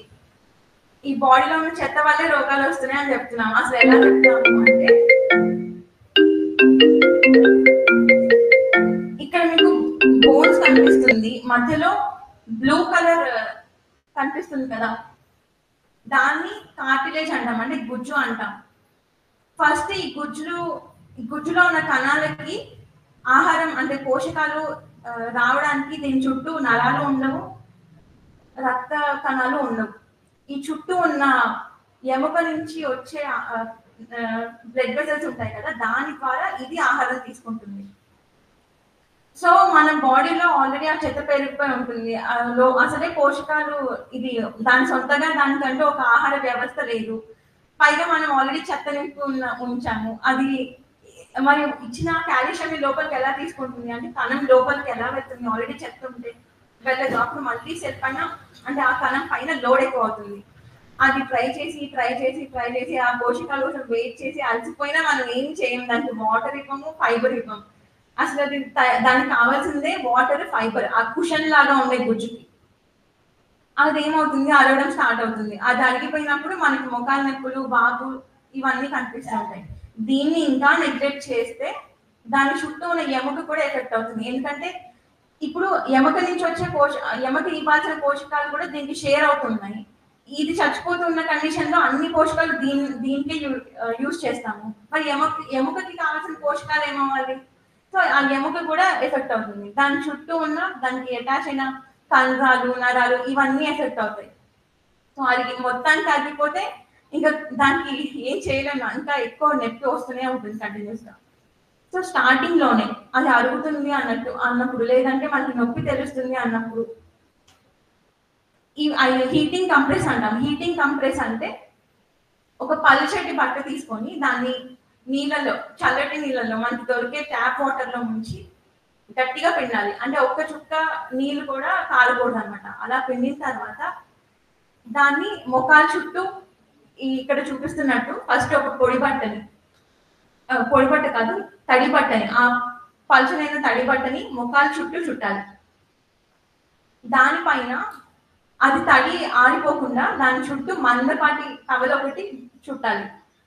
సో దీనివల్ల ఏమవుతుందంటే ఫస్ట్ మనకి చల్లదనం తెలుస్తుంది, ఎందుకంటే తడిపట్ట కాబట్టి. అక్కడ పైన ఉన్న రక్తనాళాలన్నీ యాక్టివేట్ అవుతాయి. అప్పుడు బ్లడ్ సర్క్యులేషన్ ఇంక్రీజ్ అవుతుంది. బ్లడ్ సర్క్యులేషన్ ఇంక్రీజ్ అవ్వడం అంటే మనకు పోషకాలు బ్లడ్ ద్వారానే ప్రతి కణానికి చేరుతాయి. సో ఈ ప్రాసెస్ ఇంక్రీజ్ అయ్యి వాటికి కావాల్సిన కాల్షియం కానీ, వాటర్ కానీ అందుబాటులోకి వస్తాయి. కానీ అసలు మీరు వాటర్ తాగలేదు అనుకోండి, ఇది చేసినా వేస్ట్. అసలు వాటర్ మనకు కావాల్సింది లేకుండా దానికి ఇవ్వడం ఎలా అవుతుంది? సో వాటర్ ఖచ్చితంగా ఎక్కువ తాగాలి. ఫైబర్ ఉన్న ఫుడ్, అంటే పీచు పదార్థాలు ఎక్కువ తినాలి. అది డైట్ ఫాలో అవుతూ ఈ ట్రీట్మెంట్ చేస్తే దానికి కావాల్సిన శక్తి, దానికి పోషకాలు అంది అది మళ్ళీ కొత్తగా ఫామ్ అవ్వడానికి ఛాన్స్ ఉంటుంది. ఒకవేళ ఈ కుషన్ అరిగిపోయింది అనుకోండి, అంటే ఈ బ్లూ కలర్ లో ఉన్న కుషన్ అరిగిపోతే కార్టిలేజ్, ఈ పైన ఉన్న ఎముక, కింద ఉన్న ఎముక రెండు దగ్గరకు వచ్చి ఇలా రాసుకుని ఒత్తిడి కలుగుతుంది. ఆ ఒత్తిడి వల్ల వాపు స్టార్ట్ అవుతుంది, నొప్పి భరించలేకుండా ఉన్నట్టు అవుతుంది. సో ఆ స్టేజ్ వరకు తెచ్చుకోకుండా ముందుగానే ఈ చిన్న ట్రీట్మెంట్స్ చేసుకోవడం లేదు. ఇది మొఖాలు ఒకటే అని కాదు, జాయింట్స్ అన్నిటికీ మనం ఇలానే చేసుకోవచ్చు. షోల్డర్ జాయింట్ కి కానీ, ఈ వేళ్ళ జాయింట్స్ కి కానీ, ఎలాంటి జాయింట్స్ కైనా చేసుకోవచ్చు. బాగా అరిగిపోయిన సార్ అంటే అసలు ఇప్పుడు కనీసం ఇక్కడ కొంచెం ఉంది, కొంచెం పీస్ కూడా లేకపోతే అసలు మనం అది చచ్చిపోయినట్టే కదా అసలు. సో ఆ స్టేజ్కి వెళ్ళిన తర్వాత ఏం చేయలేం. కానీ దాన్ని మేనేజ్ చేయొచ్చు. అంటే దానివల్ల వచ్చే ఇబ్బందికరమైన పరిస్థితులు ఉంటాయి కదా, వాటిని మనం క్యూర్ చేయొచ్చు. అంటే దాన్ని యోగాతో కానీ, ఫిజియోథెరపీతో కానీ, ఎక్సర్సైజెస్ తో క్యూర్ చేయొచ్చు. అది ఎలా అంటే దాని ఫంక్షన్ ఏంటి, రెండు ఎముకలు రాసుకోకుండా వాటి మధ్య ఒత్తిడి కలగకుండా చేయడానికి అది ఉంది. సో మనం ఎముకలు అలా రాసుకోకుండా చేయగలగాలి. అంటే ఎముకకి బలాన్ని ఇవ్వాలి. ఎముకలు ఇలా రాసుకోకుండా చేయాలి అంటే వాటికి పని పెడుతూ ఉండాలి. అంటే వ్యాయామం చేసినప్పుడు అవి దానిలో ఉన్న సహజమైన ఇమ్యూనిటీ ఇంక్రీజ్ అయ్యి అవి ఆ ఒత్తిడి కలగకుండా అసహజంగా చేసుకుంటాయి. సో అప్పుడు పెయిన్ మేనేజ్మెంట్ ఉంటుంది, కానీ ఇంకా మళ్ళీ గుడ్డి ఫామ్ అవ్వడం కష్టం. సో ఇవి ఇప్పుడు మోడ్రన్ డిసీజ్ అంటే ఎక్కువగా ఉన్న జీవనశైలి వ్యాధులు. ఇంకా చాలా రకాలు ఉన్నాయి, అంటే క్యాన్సర్ కానీ,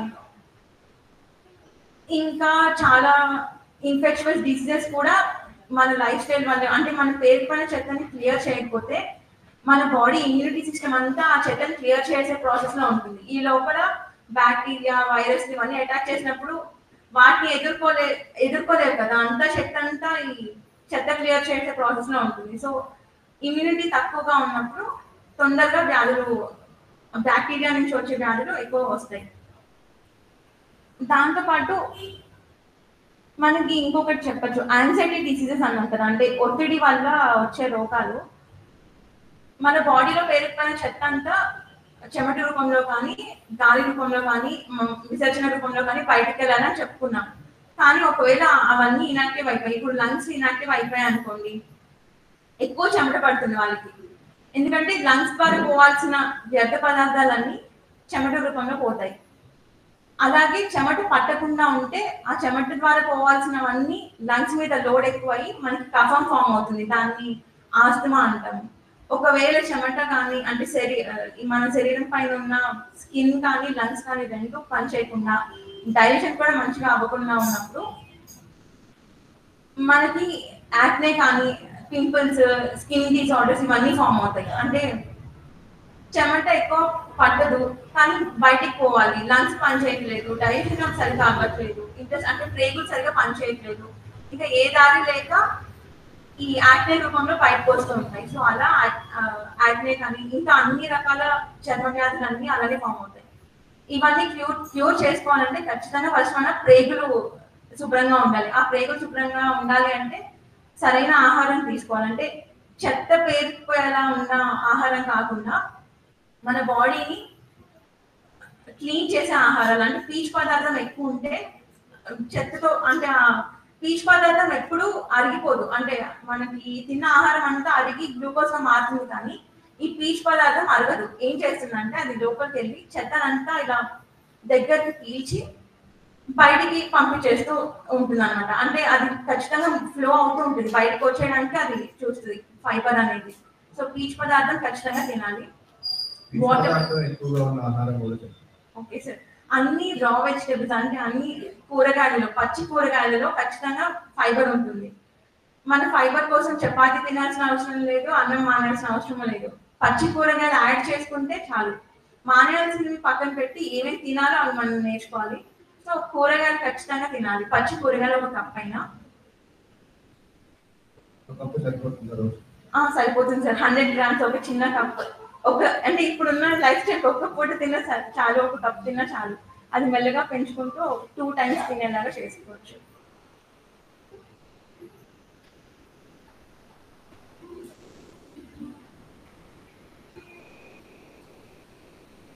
సో ఇవన్నీ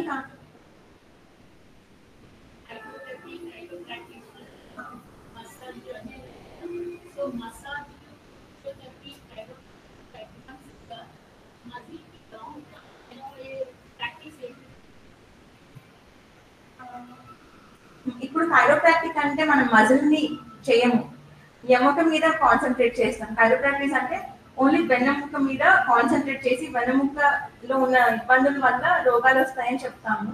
ఎందుకంటే వెన్నెముక నుంచి వచ్చే నరాలన్నీ ప్రతి శరీర భాగానికి వెళ్తాయి. సో దానివల్ల డిసీజ్ వస్తుంది.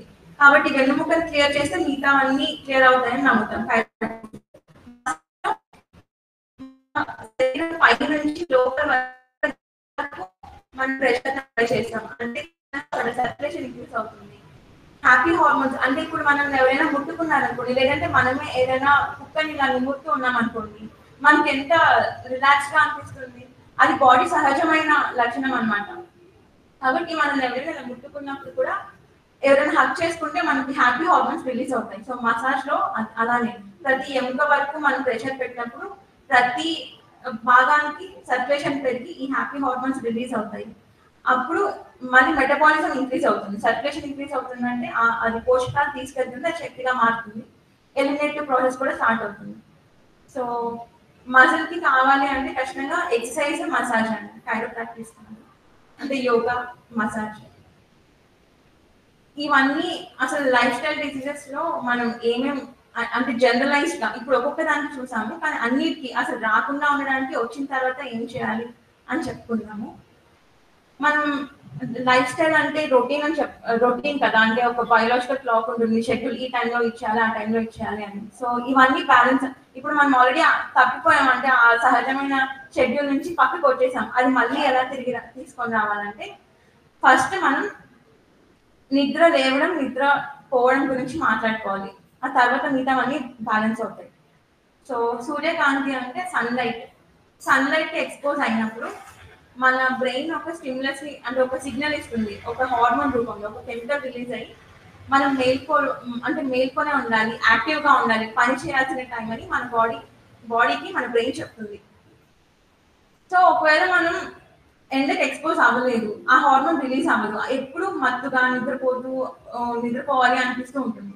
మళ్ళీ రాత్రి అయ్యే టైంకి ఏమవుతుంది, ఈ చీకట్లో ఉన్నప్పుడు ఈ మెలటోనిన్ అంటే ఈ బ్రెయిన్ నుంచి వచ్చే హార్మోన్ రిలీజ్ అవ్వదు, అది తగ్గిపోయి ఉంటుంది. కానీ ఇప్పుడు పొద్దున్న నుంచి మనం సన్కి ఎక్స్పోజ్ అవ్వలేదు అంటే అది ప్రొడ్యూస్ అవ్వాల్సిన టైంలో ప్రొడ్యూస్ అవ్వలేదు. అప్పుడు బాడీ ఏమనుకుంటుంది, పొద్దున్న నుంచి నేను ఈ హార్మోన్ రిలీజ్ చేయలేదు కదా, ఇప్పుడు రిలీజ్ చేద్దామని పడుకునే టైంకి ఆ హార్మోన్ రిలీజ్ చేస్తుంది.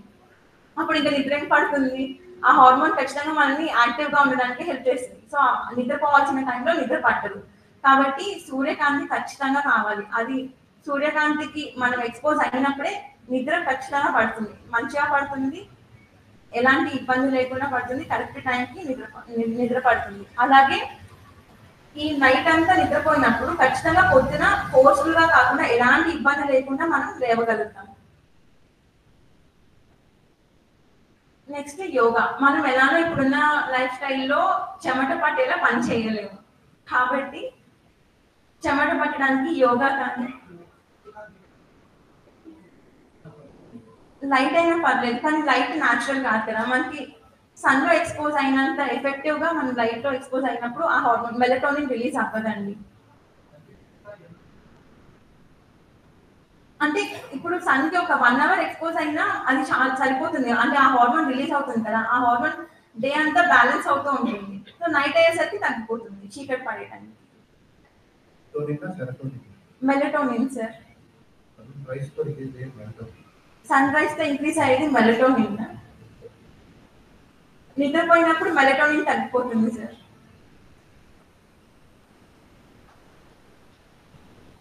సో మనకి మళ్ళీ చెత్త పేరుకోకుండా, అంటే ఇప్పుడు శక్తి యూటిలైజ్ చేయలేదు అనుకోండి, ఇప్పుడు సరే మన బాడీ శక్తిని ప్రొడ్యూస్ చేసుకుంది, అన్ని సరిగ్గా తీసుకున్నాం, ఆహారం సరిగ్గా అయింది, కానీ శక్తిని మనం శ్రమించకుండా అలానే ఉంచామనుకోండి, ఆ శక్తి మళ్ళీ ఫ్యాట్ గా స్టోర్ అవుతుంది, ఆ ఫ్యాట్ గా స్టోర్ అయింది మళ్ళీ చెత్తగా మారుతుంది. సో ఖచ్చితంగా శ్రమించాలి. ఇప్పుడున్న లైఫ్ స్టైల్ కి మనం ఎండలో పని చేయలేము, పరిగెత్తి బరువులు మోసే అంత పని చేయలేము, కాబట్టి ఖచ్చితంగా యోగా చేయాలి. యోగాలో ఇబ్బంది లేకుండా మీకు ఏ ఆసనాలు వస్తే ఆ ఆసనాలు చేసుకోవచ్చు. సూర్య నమస్కారాలు మాత్రం చాలా ఇంపార్టెంట్, ఎందుకంటే ప్రతి అణువుని కణాన్ని అది యాక్టివేట్ చేస్తుంది, అంటే ప్రతి జాయింట్ ని కదిలిస్తుంది, ప్రతి కండరాన్ని కదిలిస్తుంది సూర్య నమస్కారాలు ఉండే ఎక్సర్సైజ్. కొన్ని సూర్య నమస్కారాల్లో మీకు 2 ఆసనాలు వచ్చినా చాలు, 2 ఆసనాలైనా మీరు చేసుకోవచ్చు, అదే రిపీటెడ్ గా చేసుకోవచ్చు. నెక్స్ట్ ప్రాణాయామ. ప్రాణాయామ ఎలా హెల్ప్ అవుతుంది మన జీవనశైలి వ్యాధులకి అంటే, ఇప్పుడు పారాసింపాథెటిక్ సింపాథెటిక్ అని చెప్పుకున్నాం కదా, ఈ పారాసింపాథెటిక్ నర్వస్ సిస్టమ్ యాక్టివేట్ అవ్వాలి అంటే మనకి చల్లదనం కానీ, గుడ్ టచ్, అంటే మనకి మంచిగా ఇలా మెల్లగా టచ్ చేసిన ఇవన్నీ యాక్టివేట్ అవుతాయి అన్నమాట పారాసింపాథెటిక్ నర్వస్ సిస్టమ్. సో ప్రాణాయామాలో మనం గాలి ద్వారా శరీరానికి కావాల్సిన చల్లదనాన్ని, రిలాక్సేషన్ ని ఇవ్వచ్చు. దాంట్లో ఫస్ట్ భ్రమరి ప్రాణాయామ, ఇది అందరూ ఈజీగా చేయగలిగిన ప్రాణాయామ. మన చెవుల మీద 2 బొటన్ వేళ్ళు ఉండాలి, ఒక్కొక్క చెవు మీద ఈ బొటన్ వేళ్ళు, ఇంకో చెవు మీద దాని సైడ్ ఉన్న బొటన్ వేళ్ళు, మిగతా ఫింగర్స్ ఒకసారి వస్తావా చూపిద్దాం.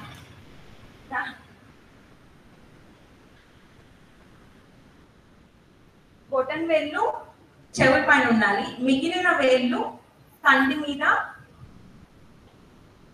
కంటి కింద, కంటి మీద, లిప్స్ కింద, అంటే మొహం మొత్తం కవర్ అయ్యేలాగా చూసుకోవచ్చు. ఇప్పుడు ముక్కుతో ఊపిరి తీసుకోవాలి, ఇన్హేల్, సౌండ్ చేయాలి, ఇప్పుడు సౌండ్ చేయాలి. ఇప్పుడు ఇది అందరూ ఇప్పుడు ఒకసారి చేసినా మీకు తెలుస్తుంది. సౌండ్ చేస్తావా?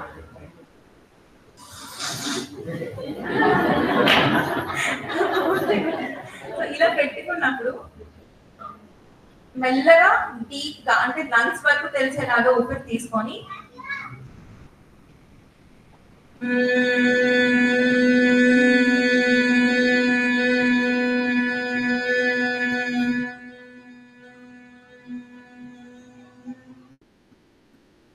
నేను ఊపిరి వదలడం ఎక్కువసేపు వదలగలుగుతున్నాను కాబట్టి ఇంతసేపు సౌండ్ చేయగలుగుతున్నాను. కానీ అందరూ ఒకేసారి ఇంతసేపు సౌండ్ చేయలేకపోవచ్చు. కాబట్టి మీరు ఎంతవరకు ఊపిరి బిగపెట్టకుండా ఉండగలరో అంతసేపు, అంటే ఇబ్బంది లేకుండా ఎంతసేపు సౌండ్ చేయగలరో అంతసేపు చేయొచ్చు. మీరు ఆ సౌండ్ చేసినప్పుడు మీకు వైబ్రేషన్స్ అనేవి ఈ మొత్తం తల మొత్తం తెలుస్తుంది. దీనివల్ల పారాసింపాథటిక్ నర్వస్ సిస్టమ్ యాక్టివేట్ అయ్యి మనకు కావాల్సిన డైజెషన్ ఇంక్రీజ్ అయిందంటే డయాబెటీస్ తగ్గుతుంది. అంటే మనకున్న శక్తి అంతా యూటిలైజ్ అవుతుంది, గ్లూకోజ్ అంతా శక్తిగా మారుతుంది, చెత్త అంతా పోతుంది బయటికి, హార్ట్ రేట్ ఖచ్చితంగా తగ్గుతుంది. సో బీపీకి, షుగర్కి, మిగతా అన్ని వ్యాధులకి ఇది యూజ్ అవుతుంది. నెక్స్ట్ నాడి శోధన ప్రాణాయామం, సెకండ్ స్లైడ్. సో ఇది ఎలా చేస్తామంటే బొటన్ వేలు పైకి ఉంచి మిగతా రెండు అంటే చూపుడు వేలు మధ్య వేలు ముడిచి లాస్ట్ రెండు వేలు బయటకి పెట్టాలి. సో ఈ బొటన్ వేలుతో కుడివైపు ఉన్న ముక్కుని క్లోజ్ చేయాలి. ఎడం వైపు క్లోజ్ చేయడానికి ఈ మిగిలిన వేలు అంటే చివరి నుంచి రెండో వేలుని యూజ్ చేయాలి. ఒకవైపు ఊపిరి తీసుకున్నప్పుడు ఇంకొక నోస్ట్రిల్ని క్లోజ్ చేయాలి. ఎలా అంటే ఫస్ట్ ఎప్పుడు కూడా లెఫ్ట్ నుంచి స్టార్ట్ చేయాలి. ఫస్ట్ మెల్లగా ఊపిరి తీసుకోవాలి, రైట్ క్లోజ్ చేసి లెఫ్ట్ తోటి వదిలిపెట్టాలి.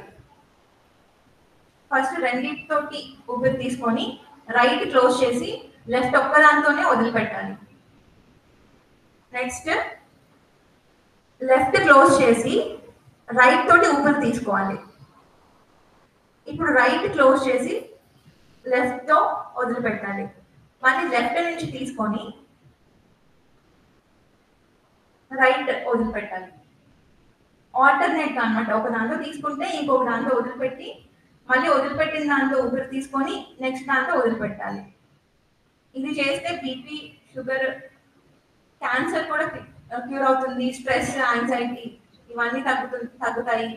ఫోకస్ పెరుగుతుంది, కాన్సన్ట్రేషన్ పెరుగుతుంది, ఈజీగా కోపడకుండా ఉంటాం, అంటే ఆలోచన పెంచేలాగా ఉంటుంది అనమాట.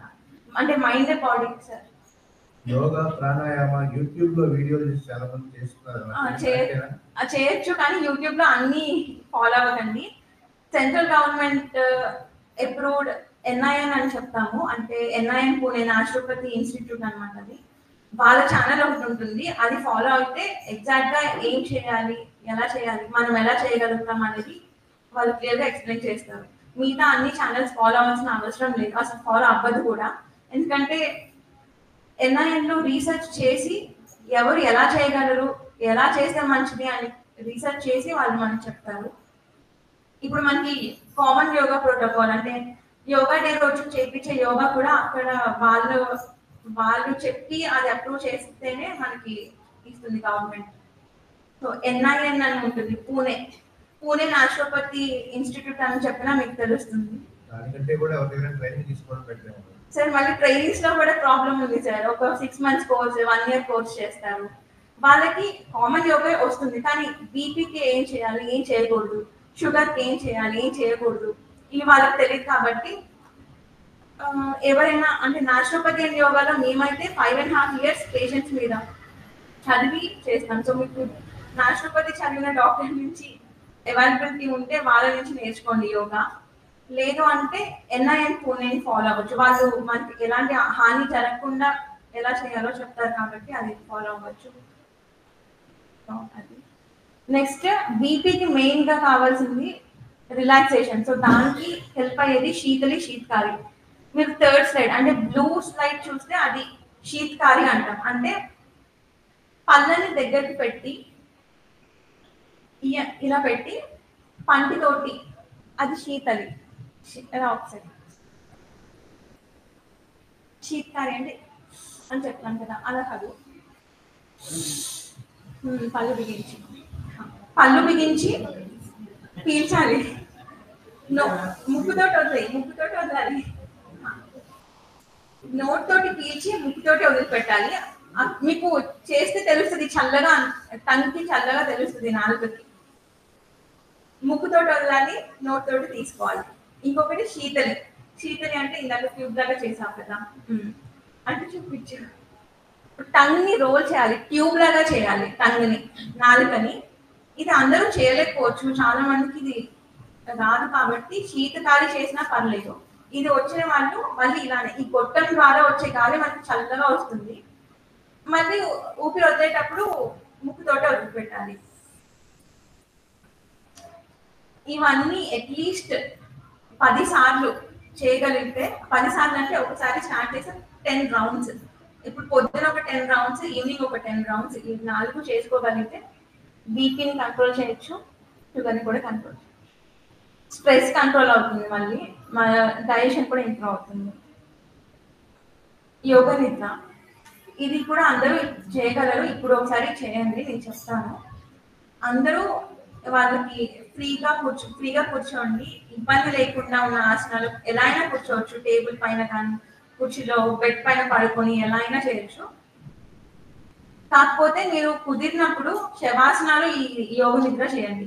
మళ్ళీ శవాసనాలు కూడా చాలా మంది ఎలా పడితే అలా చేస్తారు, కానీ శవాసన ఎలా చేయాలంటే మన అరచేతులు పైకి చూస్తూ ఉండాలి.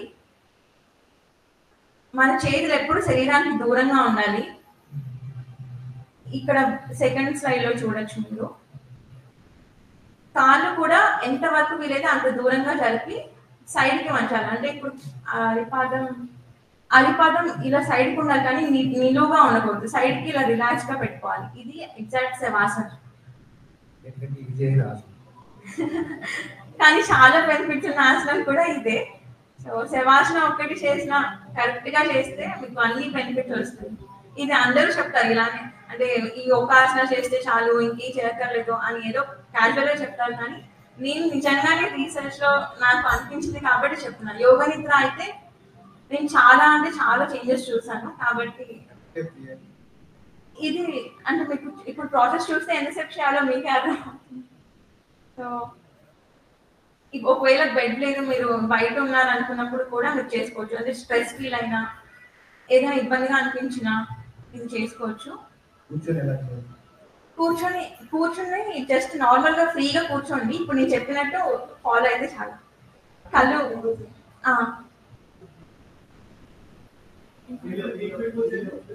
పెట్టుకోవచ్చు, మీకు ఎలా ఫ్రీగా ఉంది, అంటే ఇబ్బంది లేకుండా ఎలా ఫ్రీగా ఉందో అలాంటి పోస్చర్ లో మీరు కూర్చోవచ్చు, పడుకోవచ్చు, నుంచొని కూడా చేయొచ్చు. కానీ పడుకొని శవాసనాలు చేస్తే మీకు ఎక్సలెంట్ బెనిఫిట్స్ అయితే వస్తాయి. ఫస్ట్ అందరూ ఫ్రీగా కూర్చున్నారా, ఇబ్బంది లేకుండా?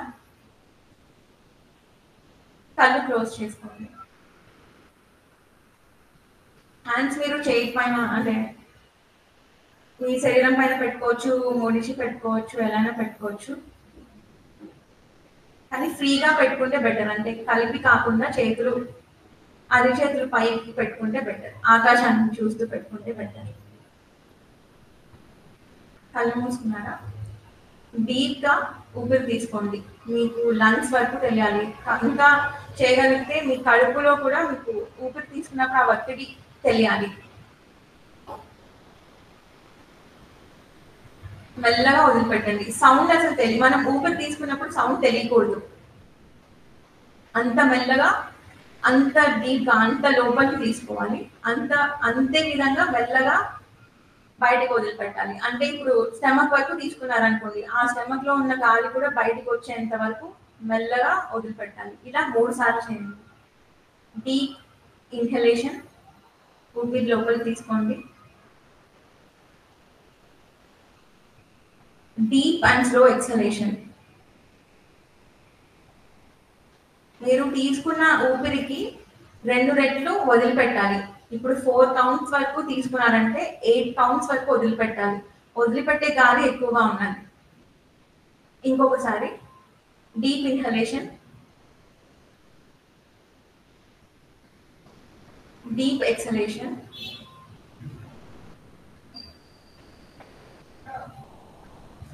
మీ ఫోకస్ అంతా మీ బ్రెత్ పైన, మీ శరీరం పైన, నా మాటల మీద మాత్రమే ఉండాలి, ఇంకేది పట్టించుకోవద్దు.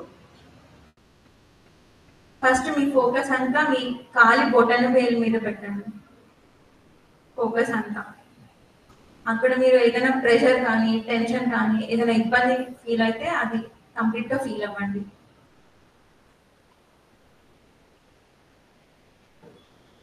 ఇప్పుడు ఆ మజిల్ రిలాక్స్ అంటే అక్కడ ఉన్న కంట్రోల్ రిలాక్స్ అవుతున్నట్టుగా ఊహించుకోండి. అది ఆటోమేటిక్గా రిలాక్స్ అవుతుంది. మీరు ఊహించుకున్నప్పుడు ఖచ్చితంగా అది రిలాక్స్ అవుతుంది. సో ఏమీ ఇబ్బంది పడాల్సిన అవసరం లేదు. నెక్స్ట్ అరిపాదం. అరిపాదం మొత్తం రైట్ లెఫ్ట్ 2 అరిపాదాలు రిలాక్స్ చేయండి. అక్కడ ఏమైనా ఇబ్బంది ఉంటే ఫీల్ అవ్వండి. అక్కడ అంటే మీకు నొప్పి కానీ టెన్షన్ కానీ స్ట్రెస్ అనిపిస్తే ఫీల్ అవ్వండి. అదంతా రిలీజ్ చేయండి. అరిపాదం ఉన్న ఎముకలు కండరాలు నరాలన్నీ రిలాక్స్ చేయండి. నెక్స్ట్ మడమలు, దానిపైన జాయింట్ యాంకిల్ జాయింట్, 2 కాళ్ళు, కాళ్ళు అంటే కాఫ్ మజిల్స్, మోకాల నుంచి కింద వరకు రిలాక్స్ చేయండి. ఇప్పుడు మోకాల మీద ఫోకస్ చేయండి. మోకాల మీద ఖచ్చితంగా నొప్పి టెన్షన్ ఇవన్నీ అంటే స్ట్రెస్గా టైట్గా ఉన్నట్టు ఫీల్ అవుతారు. అది ఫీల్ అవ్వండి. 2 మోకాలు రిలాక్స్ చేసుకోండి. నెక్స్ట్ 2 థైస్, తొడ భాగం మొత్తం ఫీల్ అవ్వండి. అక్కడ ఏమైనా నొప్పి కానీ ఇబ్బంది ఉంటే ఫీల్ అవ్వండి.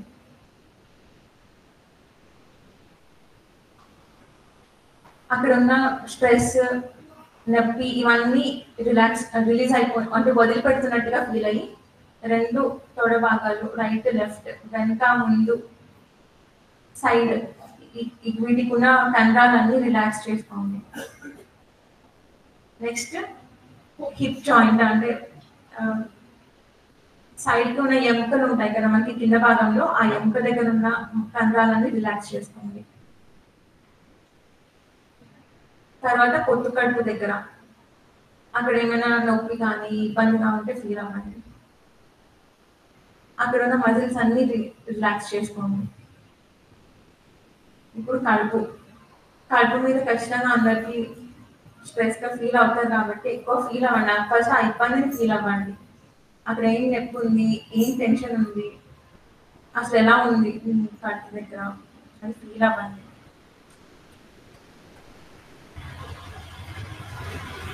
ఆ ప్రెషర్ అంతా ఒకేసారి పోతున్నట్టుగా ఉంచుకోండి. అక్కడ ఉన్న మజిల్స్ అన్ని రిలాక్స్ చేసుకోండి. ఫ్రీగా ఉంచుకోండి బాడీని. Next lungs, chest reason, chest relax చేసుకోండి. డీప్ బ్రీతింగ్ చేసి డీప్ బ్రీత్ అవుట్ చేయండి. అక్కడ ఉన్న టెన్షన్ అంతా రిలీజ్ చేయండి. నెక్స్ట్ మెడ చుట్టూ ఖచ్చితంగా స్ట్రెస్ ఉంటుంది. ఎందుకంటే బీపీ షుగర్లో మెయిన్గా ఫస్ట్ ఎఫెక్ట్ అయ్యేది మెడ దగ్గర భాగాలే. అక్కడ టెన్షన్ కానీ స్టిఫ్నెస్ కానీ నొప్పి కానీ ఏదైనా ఉంటే ఫీల్ అవ్వండి. అక్కడ ఉన్న ఇబ్బంది అంతా పోతుంది అనుకుంటూ ఊహించుకొని ఆ మజిల్స్ అన్ని రిలాక్స్ చేయండి.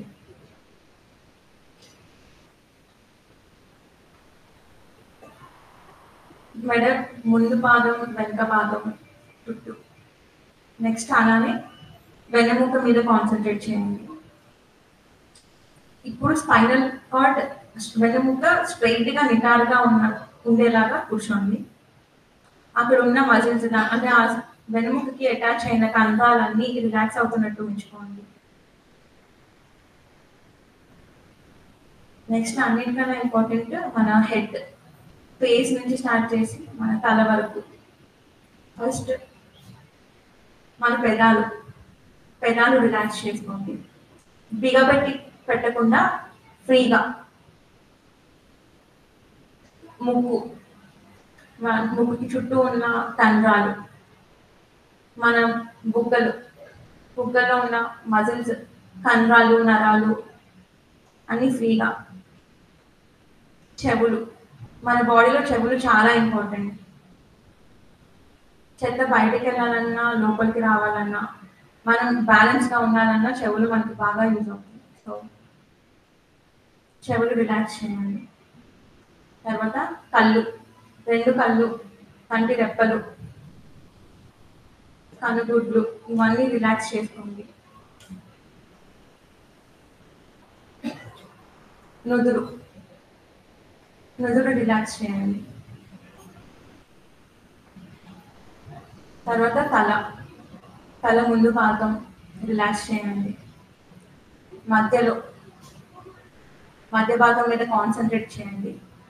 అక్కడ ఉన్న టెన్షన్ అంతా ఫీల్ అవ్వండి, రిలాక్స్ కావండి. నెక్స్ట్ తల వెనుక భాగం మీద ఫోకస్ చేయండి.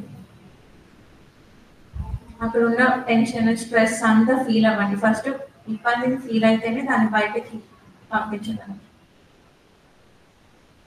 ఇప్పుడు మొత్తం తలలో ఉన్న కండరాలన్నీ రిలాక్స్ చేయండి. అక్కడ ఉన్న ఎముకలు రిలాక్స్ చేయండి. దాని చుట్టూ ఉన్న నరాలు రిలాక్స్ చేయండి. తల మొత్తం అంటే మొహంతో కలిపి తల మొత్తాన్ని రిలాక్స్ చేయండి. ఫ్రీగా ఉన్నట్టు ఫీల్ అవ్వండి, లైట్నెస్ ని ఫీల్ అవ్వండి.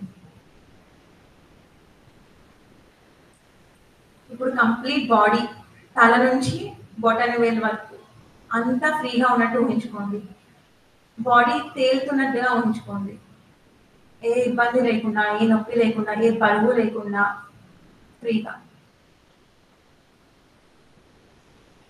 మెల్లగా ఊపిరి తీసుకోండి, డీప్గా, మెల్లగా.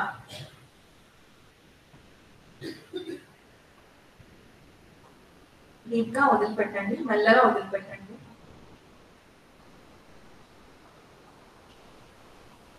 రెండు అరిచేతులు ఒకదాన్ని ఒకటి రాసి, వేడి పుట్టేలాగా రాసి కళ్ళ మీద పెట్టుకోండి. మొహం మీద మొత్తం అన్ని పార్ట్స్, మెడ, చేతులు, మీకు ఎంతవరకు వీలైతే అన్ని భాగాల మీద ఆ వేడిని పెట్టుకోండి. మెల్లగా కళ్ళు తెరవండి. ఎలా ఫీల్ అవుతున్నారు? ఇది నిజంగా చెప్పండి. అంటే రిలాక్స్గా ఎంతమంది రిలాక్స్గా ఫీల్ అవుతున్నారు? ఎంతమందికి నిద్ర వచ్చింది?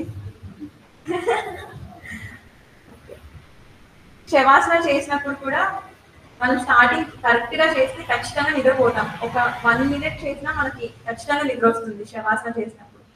అలా మనం కంటిన్యూస్గా చేస్తూ ఉంటే అప్పటికి స్ట్రెస్ అంతా రిలీజ్ అయిపోతుంది కాబట్టి అప్పుడు మనం కాన్షియస్తో శవాసన చేయగలుగుతాం. సో ఫస్ట్ శవాసన చేసినప్పుడు కరెక్ట్గా చేస్తున్నామా లేదా అని చెప్పడానికి నిద్ర పట్టడమే కరెక్ట్. నెక్స్ట్ దీంతో పాటు ట్యాపింగ్ ఎక్సర్సైజ్. అందరం మనం ఇంట్లో మనం మసాజ్ చేసుకోలేము, వేరే వాళ్ళు చేయలేరు. హాస్పిటల్కి వెళ్ళి ఏదైనా ఒక సెంటర్కి వెళ్తే తప్ప మనం చేసుకోలేము. సో కాబట్టి రోజు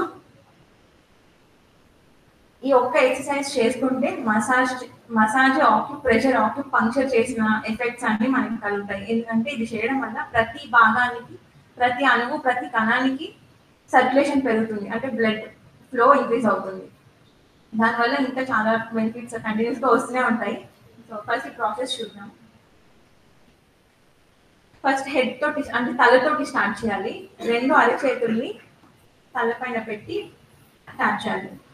ఇప్పుడు మనం చిన్నపిల్లని అప్పుడే పుట్టిన పిల్లల్ని కూడా ఇలా గట్టిగా కొడుతూ ఉంటాం. అదేంటంటే గట్టిగా కొడుతున్నారా అనుకుంటాం, కానీ ఇక్కడ వెన్నెముక మీద ఏవైతే మనం చెప్తున్నాం కదా, సింపాథెటిక్ అని, అది యాక్టివేట్ అవుతాయి. సో ఇది గట్టిగా తట్టడం వల్ల, సౌండ్ వచ్చేలాగా తట్టడం వల్ల అవన్నీ యాక్టివేట్ అయ్యి అక్కడ సర్క్యులేషన్ ఇంక్రీజ్ అవుతుంది. అలానే ప్రతి చోట గట్టిగా సౌండ్ వచ్చేలాగా ట్యాప్ చేయాలి. Front, back, overall head. Next నుదురుకి చేసేటప్పుడు మీ ఫింగర్ టిప్స్ యూజ్ చేయాలి. నెక్స్ట్ కళ్ళకి కూడా అంతే. కళ్ళ చుట్టూ అరచేతిని కాకుండా మీ వేళ్ళని యూజ్ చేసి ట్యాప్ చేయాలి.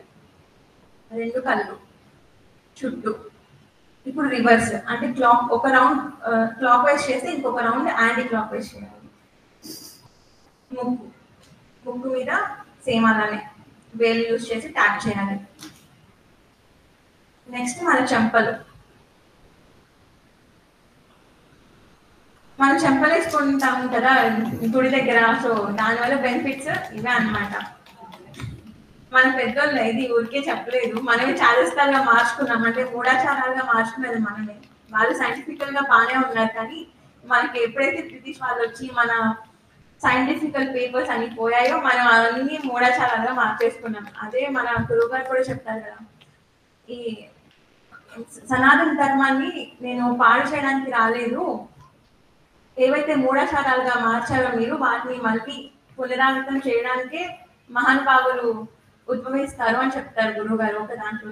చంద్రికలు ఇంకా బౌండ్ టు లవ్ అనే బుక్ లో అనుకుంటా దాంట్లో చెప్తారు.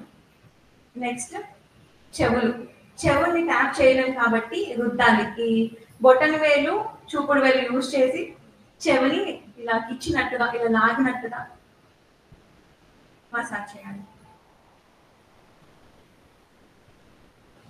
దీనివల్ల బ్లడ్ సర్క్యులేషన్ ఇంక్రీజ్ అవడమే కాకుండా మనకి చెత్త అంతా బయటికి పోతుంది అంటాము.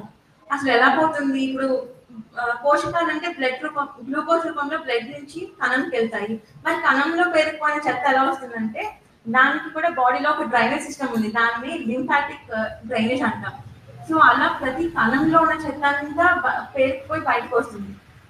దాంట్లో భాగంగానే మనకి టాన్సిలైటిస్ అంటాం కదా, అంటే ఇక్కడ ఉన్న ఏవైతే భాగాలు రౌండ్ గా ఉండే భాగాలు ఉప్పుతాయి, అంటే ఆ డ్రైనేజ్ సిస్టమ్ క్లీన్ చేసుకునే ప్రాసెస్ అనమాట. టాన్సిల్స్ కూడా వ్యాధి కాదు, అవి తీయాల్సిన పని లేదు, వాటిని మందులేసి ఇబ్బంది పెట్టాల్సిన పని లేదు, ఉపశమనం తీసుకుంటే చాలు వాటికి.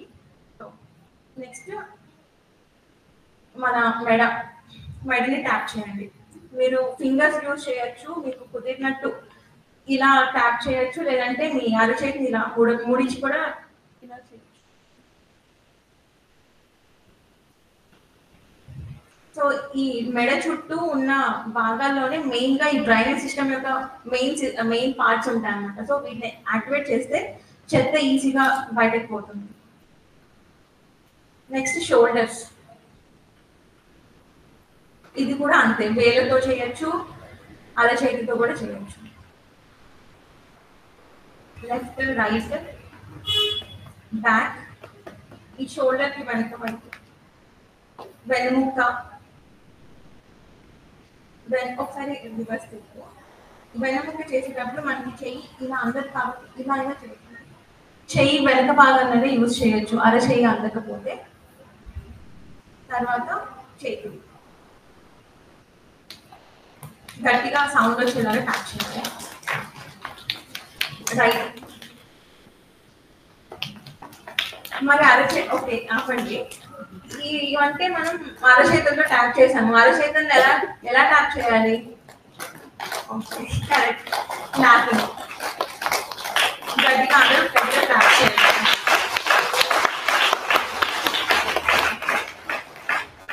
నెక్స్ట్ చెస్ట్ రీజన్, లంగ్స్ దగ్గర ఉన్న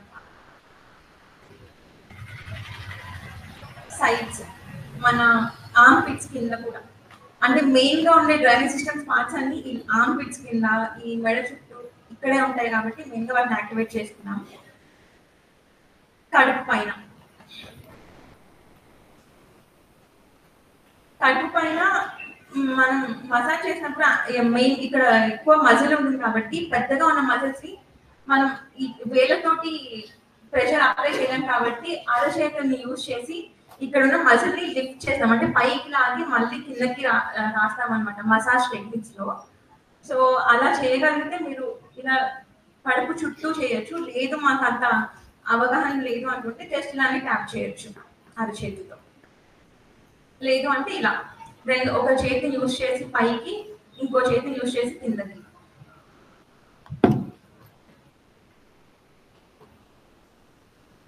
ఒక చేయి పైకి, ఒక చేయి ఇలా అయినా చేసుకోవచ్చు, అంటే కంప్లీట్ రొటేషన్ అవ్వాలి. నెక్స్ట్ థైస్, ముందు భాగం, వెనక భాగం, సైడ్స్. నెక్స్ట్ ముఖానికి బెటర్ ఇలా అరచేతి ఇలా మడిచి చేస్తే మీకు ఎక్కువ ప్రెషర్ తెలుస్తుంది. నెక్స్ట్ కాళ్ళు, ఇలా మాకు నుంచొని చేసినప్పుడు వంగలేం కదా, అప్పుడు ఏం చేయాలి అంటే కుర్చీలో కూర్చొని బెడ్ పైన కాళ్ళు, అంటే ఏదైనా టేబుల్ పైన కాళ్ళు పెట్టుకొని మీరు చేసుకోవచ్చు. నెక్స్ట్ వెనకాల సరే ఇప్పుడు అరిపాదాన్ని చేసుకోవాలి. ఇప్పుడు నుంచుని ఇలా చేసుకోలేము కదా ఒక చేతితో. కాబట్టి ఇలా నేలకి ఇలా ట్యాప్ చేయాలి. అంటే క్లాప్స్ కొట్టాం కదా అరిచేతుల కోసం, ఇప్పుడు పాదాల కోసం ఇలా నేలని గట్టిగా కొట్టాలి.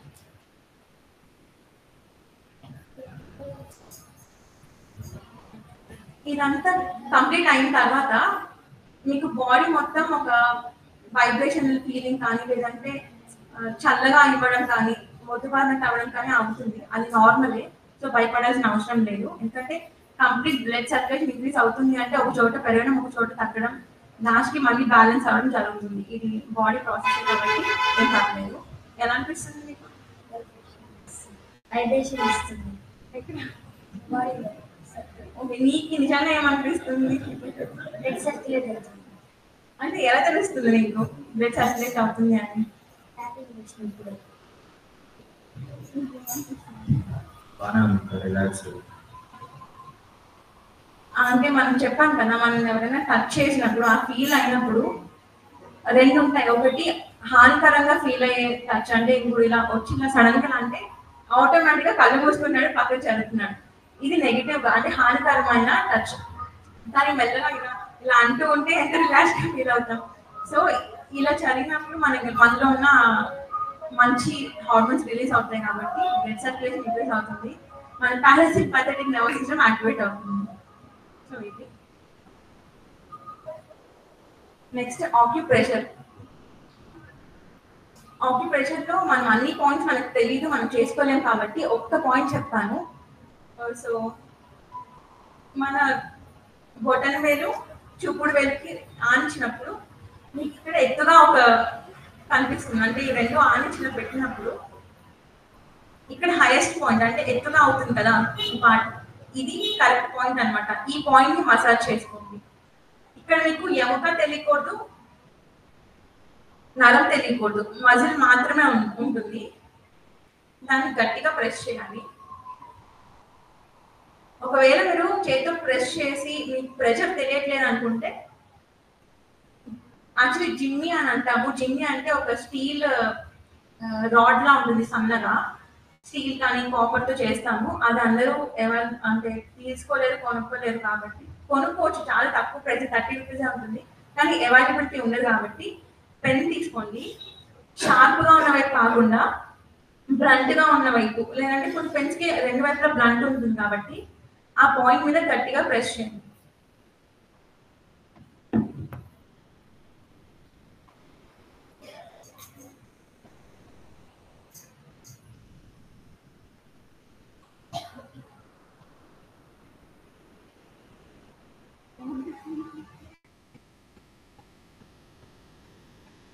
సో ఇది మీరు కరెక్ట్ పాయింట్ ప్రెస్ చేస్తున్నారా లేదా అని ఎలా తెలుసుకోవచ్చు అంటే, నేను చిన్నపిల్లడు కాబట్టి వీళ్ళకి మెటబాలిజం హై ఉంటుంది, అన్ని ప్రాపర్ గా అంటే బాడీ అప్పటికి ఏమి మనం అలవాట్లు పెంచం కదా, అంటే నైట్ నిద్రపోకుండా అలా చేయడం అంటే ఏం చేయాలి కాబట్టి వాళ్ళ ఏజ్ లో వాళ్ళకి బాడీ కరెక్ట్ గా ఫంక్షనింగ్ అవుతుంది. కాబట్టి ఎక్కువ ప్రెస్ చేస్తే కానీ దానికి నొప్పి తెలియలేదు. తను నైట్ 12 వరకు ఇక్కడ ఉన్నావా, 1 వరకు అంత ఎక్కువ నిద్ర లేకపోయినా దానికి అంత స్ట్రెస్ లేదు. కానీ మనకి పెద్దవాళ్ళకి మాత్రం ఇప్పుడు తనకి ఎంతైతే ప్రెషర్ యూజ్ చేశానో దాంట్లో సగం యూజ్ చేసినా నొప్పి బాగా భరించినంత నొప్పి వస్తుంది. సో అది కరెక్ట్ ప్రెసింగ్ అంటే మీరు కరెక్ట్ గా చేస్తున్నారా లేదా అని తెలుసుకోవడానికి. స్ట్రెస్ లేదనుకోండి ఎంత నొక్కినా మీకు అసలు పెయిన్ తెలియదు. కానీ స్ట్రెస్ ఉన్నా మీకు ఏదైనా ఇబ్బంది ఉన్నా జస్ట్ నొక్కగానే మీకు పెయిన్ తెలుస్తుంది. అది అన్నమాట కరెక్ట్ పాయింట్ అని ఎలా తెలుసుకోవాలి అని చెప్పడానికి. ఈ ఒక్క పాయింట్ వల్ల మీరు వామిటింగ్స్ కానీ, చెమట ఎక్కువ పట్టడం కానీ, కళ్ళు తిరగడం కానీ, మోషన్స్ అవ్వడం కానీ, ఇంకా బాడీలో ఏదైనా ఇబ్బందిగా అంటే కొన్నిసార్లు తెలియకుండా నీరసం అయిపోవడం, ఏదో వికారంగా అనిపించడం, ఇలాంటివన్నీ చూస్తుంటాం కదా. అంటే ఇవన్నీ బాడీ ఫైట్ చేసే విధానాలు. వీటిని టాబ్లెట్ తో వేసి సప్రెస్ చేయకుండా ఈ పాయింట్ ప్రెస్ చేస్తే మీకు ఉపశమనం లభిస్తుంది. అలానే బాడీని కూడా మనం డిస్టర్బ్ చేయం. సో ఈ ఒక్క పాయింట్ చాలా ఇంపార్టెంట్. నెక్స్ట్ స్ట్రెస్ కి ఈ పాయింట్, ముక్కు సూటిగా పైన మీకు బొటన్ వేలు ముక్కు మీద పెట్టి మధ్య వేలు పైన పెడితే మధ్య వేలుకి టచ్ అయ్యే పాయింట్ ఉంటుంది కదా తల్లో, ఆ పాయింట్ ని కూడా ప్రెస్ చేయాలి.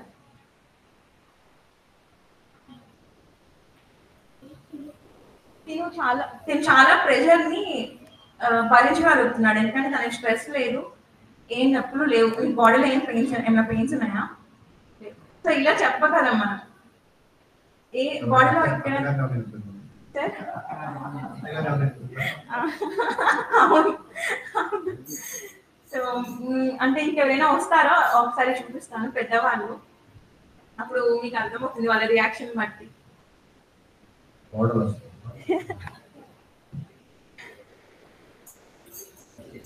గయ్యాలత్త వల్ల గయ్యాలత్తకి ఏం ప్రాబ్లం ఉండదు, కోడలికే ప్రాబ్లం. ఎప్పుడు లెఫ్ట్ హ్యాండ్ యూజ్ చేయండి.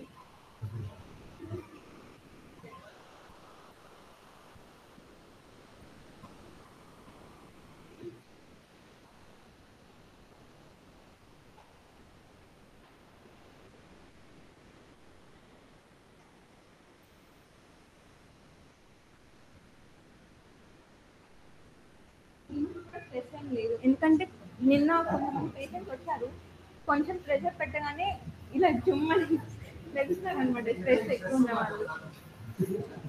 సరే ఒకసారి ఎవరైనా స్ట్రెస్ ఉన్న వాళ్ళు రండి, మీకు తెలుస్తుంది, వాళ్ళ రియాక్షన్ తెలుస్తుంది.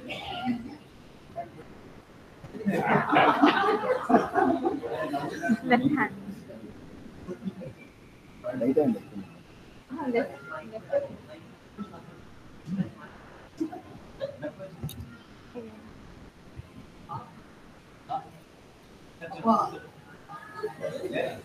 వస్తుంది కాకపోతే అలవాటు వస్తుంది బాగా.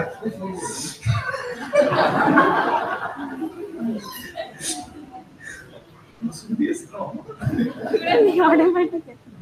సో ఈ పాయింట్ మీద కూడా అంతే, అది ప్రెస్ చేసిన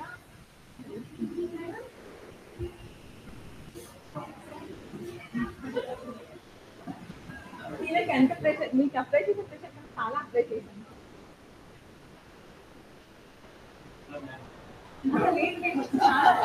డబల్ ప్రెస్ చేసిన తనకి భరించలేనంత ఏం లేదు.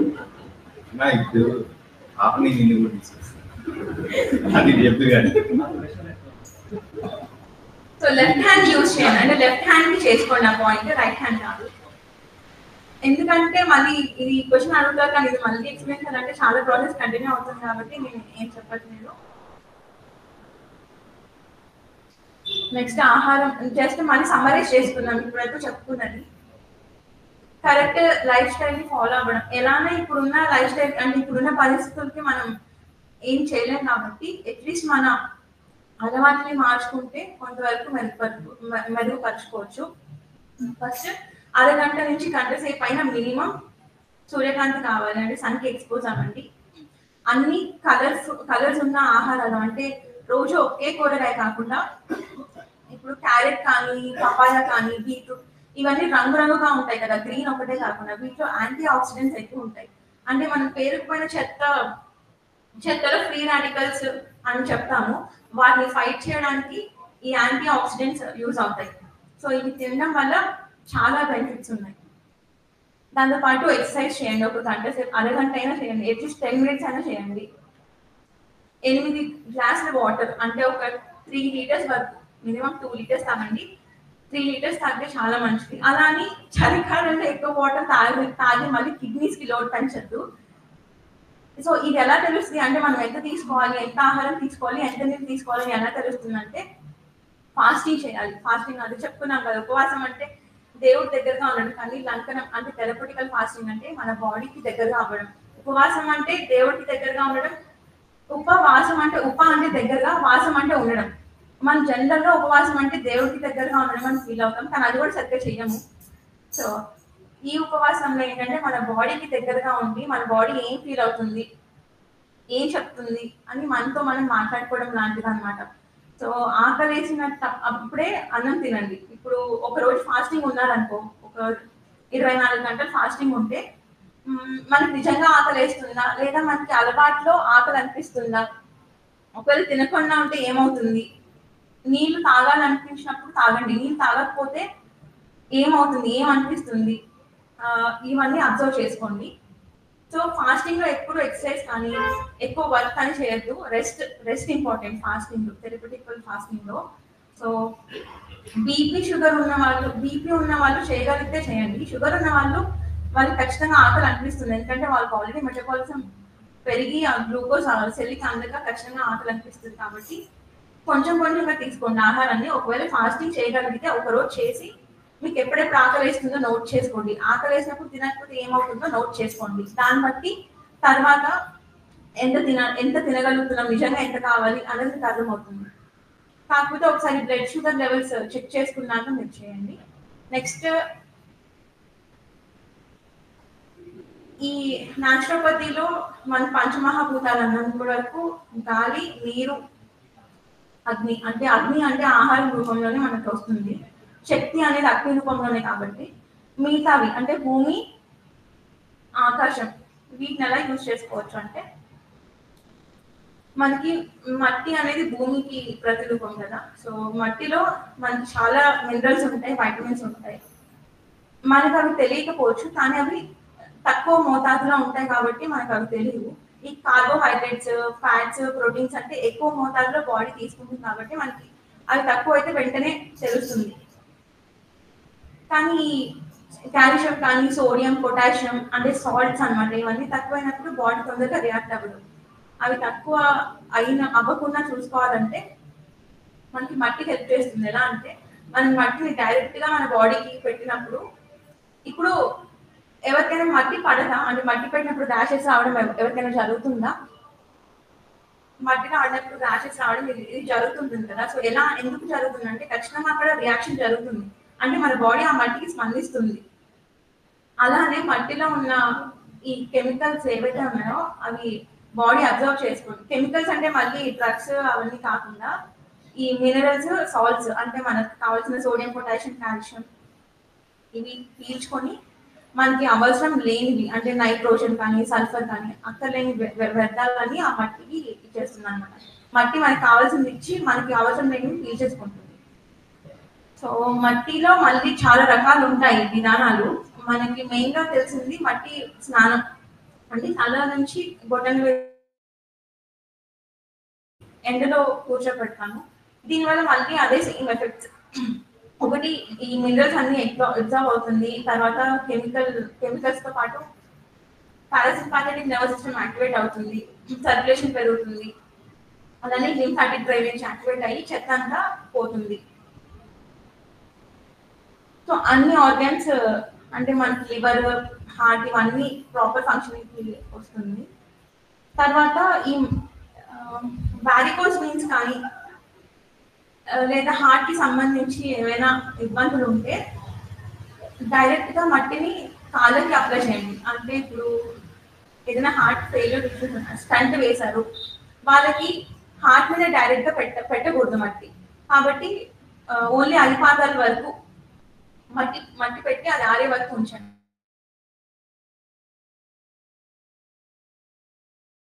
ఉంటే ఎక్కడి నుంచి అయితే వారికోస్ వెయిన్స్ ఉన్నాయో, పైన తొడమై నుంచి ఉన్నాయా లేదంటే కాళ్ళ మీదే ఉన్నాయా అది చూసుకొని ఆ ఉన్న చోటంతా మట్టి రాసి అది ఆరిపోయే వరకు ఉంచండి. ఇది చేస్తే ఓన్లీ మట్టితోటి చేస్తే వారికోస్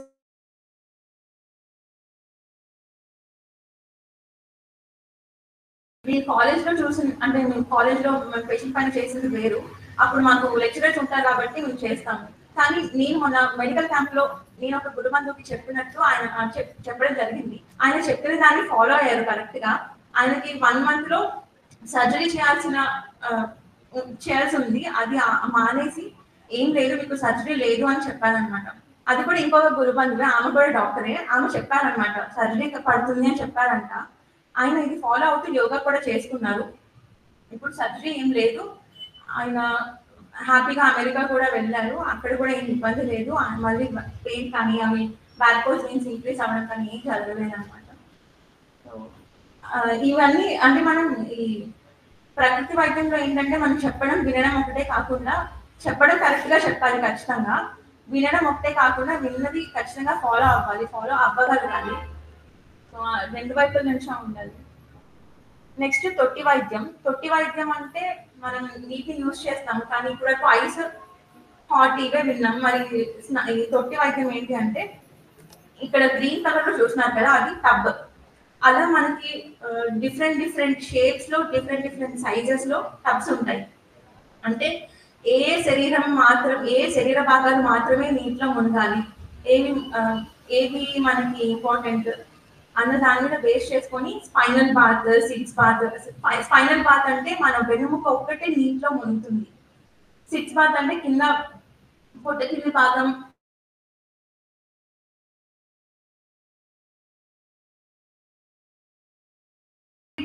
సో అలా డిజైన్ చేయబడిన టబ్స్ అవి. ఇవి మనం ఇంట్లో చేసుకోలేము కాబట్టి వీటి గురించి అంతగా మాట్లాడుకోవాల్సిన అవసరం లేదు. కానీ ఫుట్ బాత్ అంటే ఓన్లీ అరికాల వరకు పెట్టుకోవచ్చు. ఎలా అంటే 2 అరికాళ్ళు బీపీ ఉంటే మాత్రం హాట్ ని అవాయిడ్ చేయండి. నార్మల్ ఎవరైనా కానీ బీపీ ఉన్నా లేకపోయినా మనకి ఏం లోపల ఏముందో తెలియదు కాబట్టి, డాక్టర్ పర్యవేక్షణలో మీరు ఉండరు కాబట్టి స్ట్రెస్ అనిపించినా లేదంటే బీపీ ఎక్కువ ఉన్నా చల్లటి నీళ్ళలో 2 పాదాలు మునిగేలా పెట్టుకోండి. నెత్తి పైన ఒక తడి టవల్ పెట్టుకోండి. ఇది ఖచ్చితంగా ఇంపార్టెంట్. అందరూ కాళ్ళప్పుడు ఉంటే వేడి నీళ్ళలో పెట్టుకుంటాము అని చెప్తారు, కానీ తగ్గవు. ఎందుకు తగ్గవు అంటే అది అంతవరకే రిలీఫ్ ఇస్తుంది, పెయిన్ రిలీఫ్ వస్తుంది, కానీ లోపల నుంచి హీలింగ్ స్టార్ట్ అవ్వదు. సో దాన్ని బ్యాలెన్స్ చేయాలంటే పైన తడి బట్ట పెట్టుకోవాలి. ఇది ఒకటి మాత్రం అందరూ ఫాలో అవ్వచ్చు. Ice and hot packs. ఇందాక మనం బీపీ చెప్పుకున్నట్టు బీపీ ఉన్న వాళ్ళు ఖచ్చితంగా వేడి నీళ్ళు కానీ వేడిని అవాయిడ్ చేయాలి. తర్వాత ఐస్ని యూజ్ చేయాలి. మిగతా వాళ్ళు అంటే ఇప్పుడు ఎలా చెప్పాలి, షుగర్ కానీ హార్ట్ కానీ ఏదైనా లివర్ సరిగ్గా పనిచేయట్లేదు అనుకున్న వాళ్ళు మాత్రం వేడిని ఉపయోగించవచ్చు. వేడి కూడా మళ్ళీ వేడి చెంబులో వాటర్ వేసి హాట్ వాటర్ వేసి యూజ్ చేసుకోవడం, లేదంటే ఉప్పుని కాల్చి లేదంటే ఇసుకని కాల్చి అది కాపురంగా పెట్టుకోవచ్చు. కానీ మళ్ళీ హాట్ ప్యాక్స్ అంతగా పనిచేయవు, ఎందుకంటే దాంట్లో మనకి వాటర్ ఏమి ఉండదు కదా.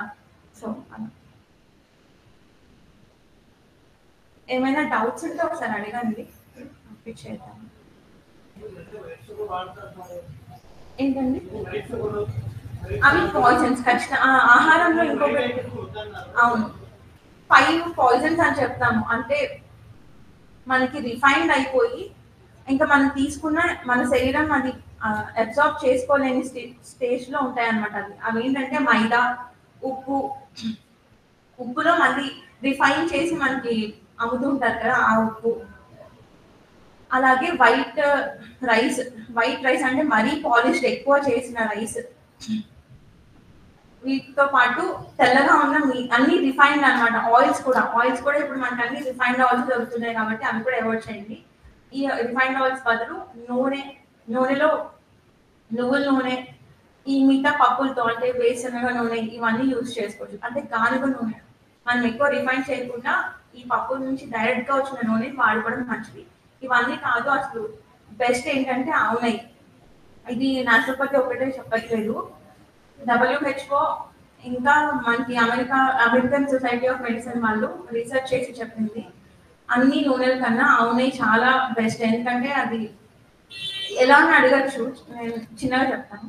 మనకి cholesterol, bad cholesterol, good cholesterol ఉంటుంది. గుడ్ కొలెస్ట్రాల్ అంటే దాని పరిమాణం పెద్దగా ఉంటుంది, అంటే సైజ్ పెద్దగా ఉంటుంది. బ్యాడ్ కొలెస్ట్రాల్ అంటే చిన్నగా ఉంటుంది. మన బాడీలో అతుక్కుపోయి ఉంటాయి చిన్న చిన్న కొలెస్ట్రాల్ అనేవి. అంటే బ్యాడ్ కొలెస్ట్రాల్ అతుక్కుపోయి ఉంటుంది, అది తొందరగా బయటికి పోవు. కానీ పెద్ద కొలెస్ట్రాల్ ఎలా అంటే అది ఈజీగా అంటుకోవు శరీరానికి.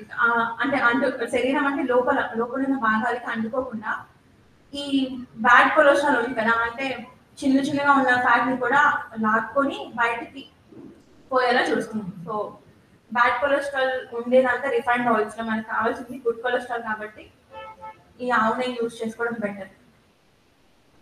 అందుకే ఈ తెల్లగా ఉన్న మైదా కానీ, షుగర్ కానీ, సాల్ట్ కానీ, రిఫైన్డ్ ఆయిల్స్ కానీ, వైట్ రైస్ కానీ అవాయిడ్ చేయడం బెస్ట్. పాత రోజుల్లో కూడా అంతే కదా, మనం ఇంత రిఫైన్ చేసినవి ఏమి యూజ్ చేయలేదు. అప్పట్లో మనకన్నా ఎక్కువ షుగర్స్ తినేవాళ్ళు, స్వీట్స్ తినేవాళ్ళు, నెయ్యి ఎక్కువ పోసుకొని తినేవాళ్ళు. మరి వాళ్ళకి ఎందుకు కొలెస్ట్రాల్ లేదు, హార్ట్ అటాక్స్ ఎక్కువ లేవు, బీపీ లేవు? ఎందుకంటే మన శరీరానికి సహజంగా కావాల్సిన ఆహారం వాళ్ళు తీసుకునేవాళ్ళు. మనకి బ్రౌన్ రైస్, బ్లాక్ రైస్ ఇలా రకరకాల రైస్ వస్తుంది, కానీ అంత కన్ఫ్యూజ్ అవ్వాల్సిన పని లేదు. వైట్ రైస్ లో తక్కువ పాలిష్ అనేవి తినచ్చు, ఎందుకంటే ఆల్రెడీ మనకి అలవాటు పడి ఉన్నాం కాబట్టి. కంప్లీట్ పాలిష్ లేని రైస్ కన్నా నార్మల్ గా తక్కువ పాలిష్ అయిన రైస్ తీసుకోవడం స్టార్ట్ చేయండి. మెల్లగా అది మానేసి మనకి దొరికే బ్రౌన్ రైస్ కానీ లేదంటే ఇంకా తక్కువ రేట్లో ఉండేది ఏదైనా పర్లేదు, కానీ మెయిన్ రీజన్ ఏంటంటే ఏది తిన్నా మనం అరిగించుకోవాలి, అది మనం చూసుకోవాలి. అది తింటే ఇది అవుతుంది, ఇది తింటే అది అవుతుంది అని కాకుండా ఏది తిన్నా మనం అరిగించుకోగల శక్తి మనకు కావాలి అంటే మనం ఖచ్చితంగా లైఫ్ స్టైల్ చేంజెస్ చేసుకోవాలి. ఇంకేమైనా డౌట్స్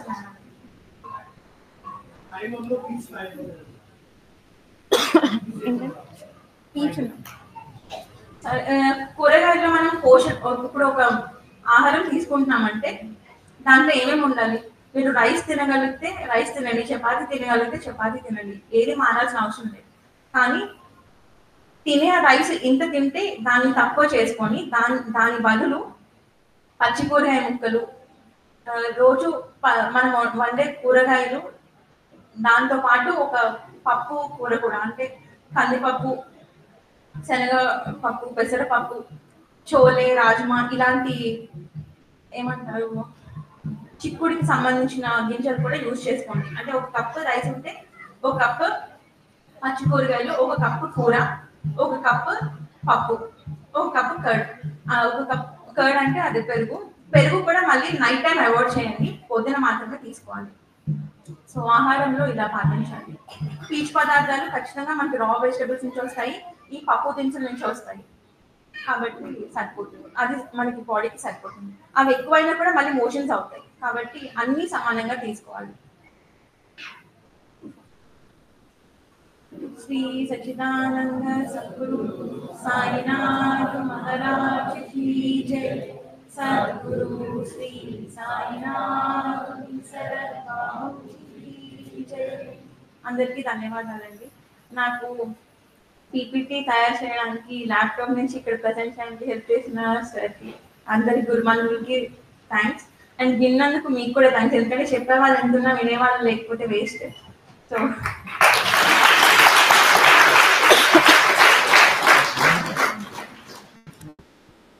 గురుమనులకు మరొకసారి మనవి.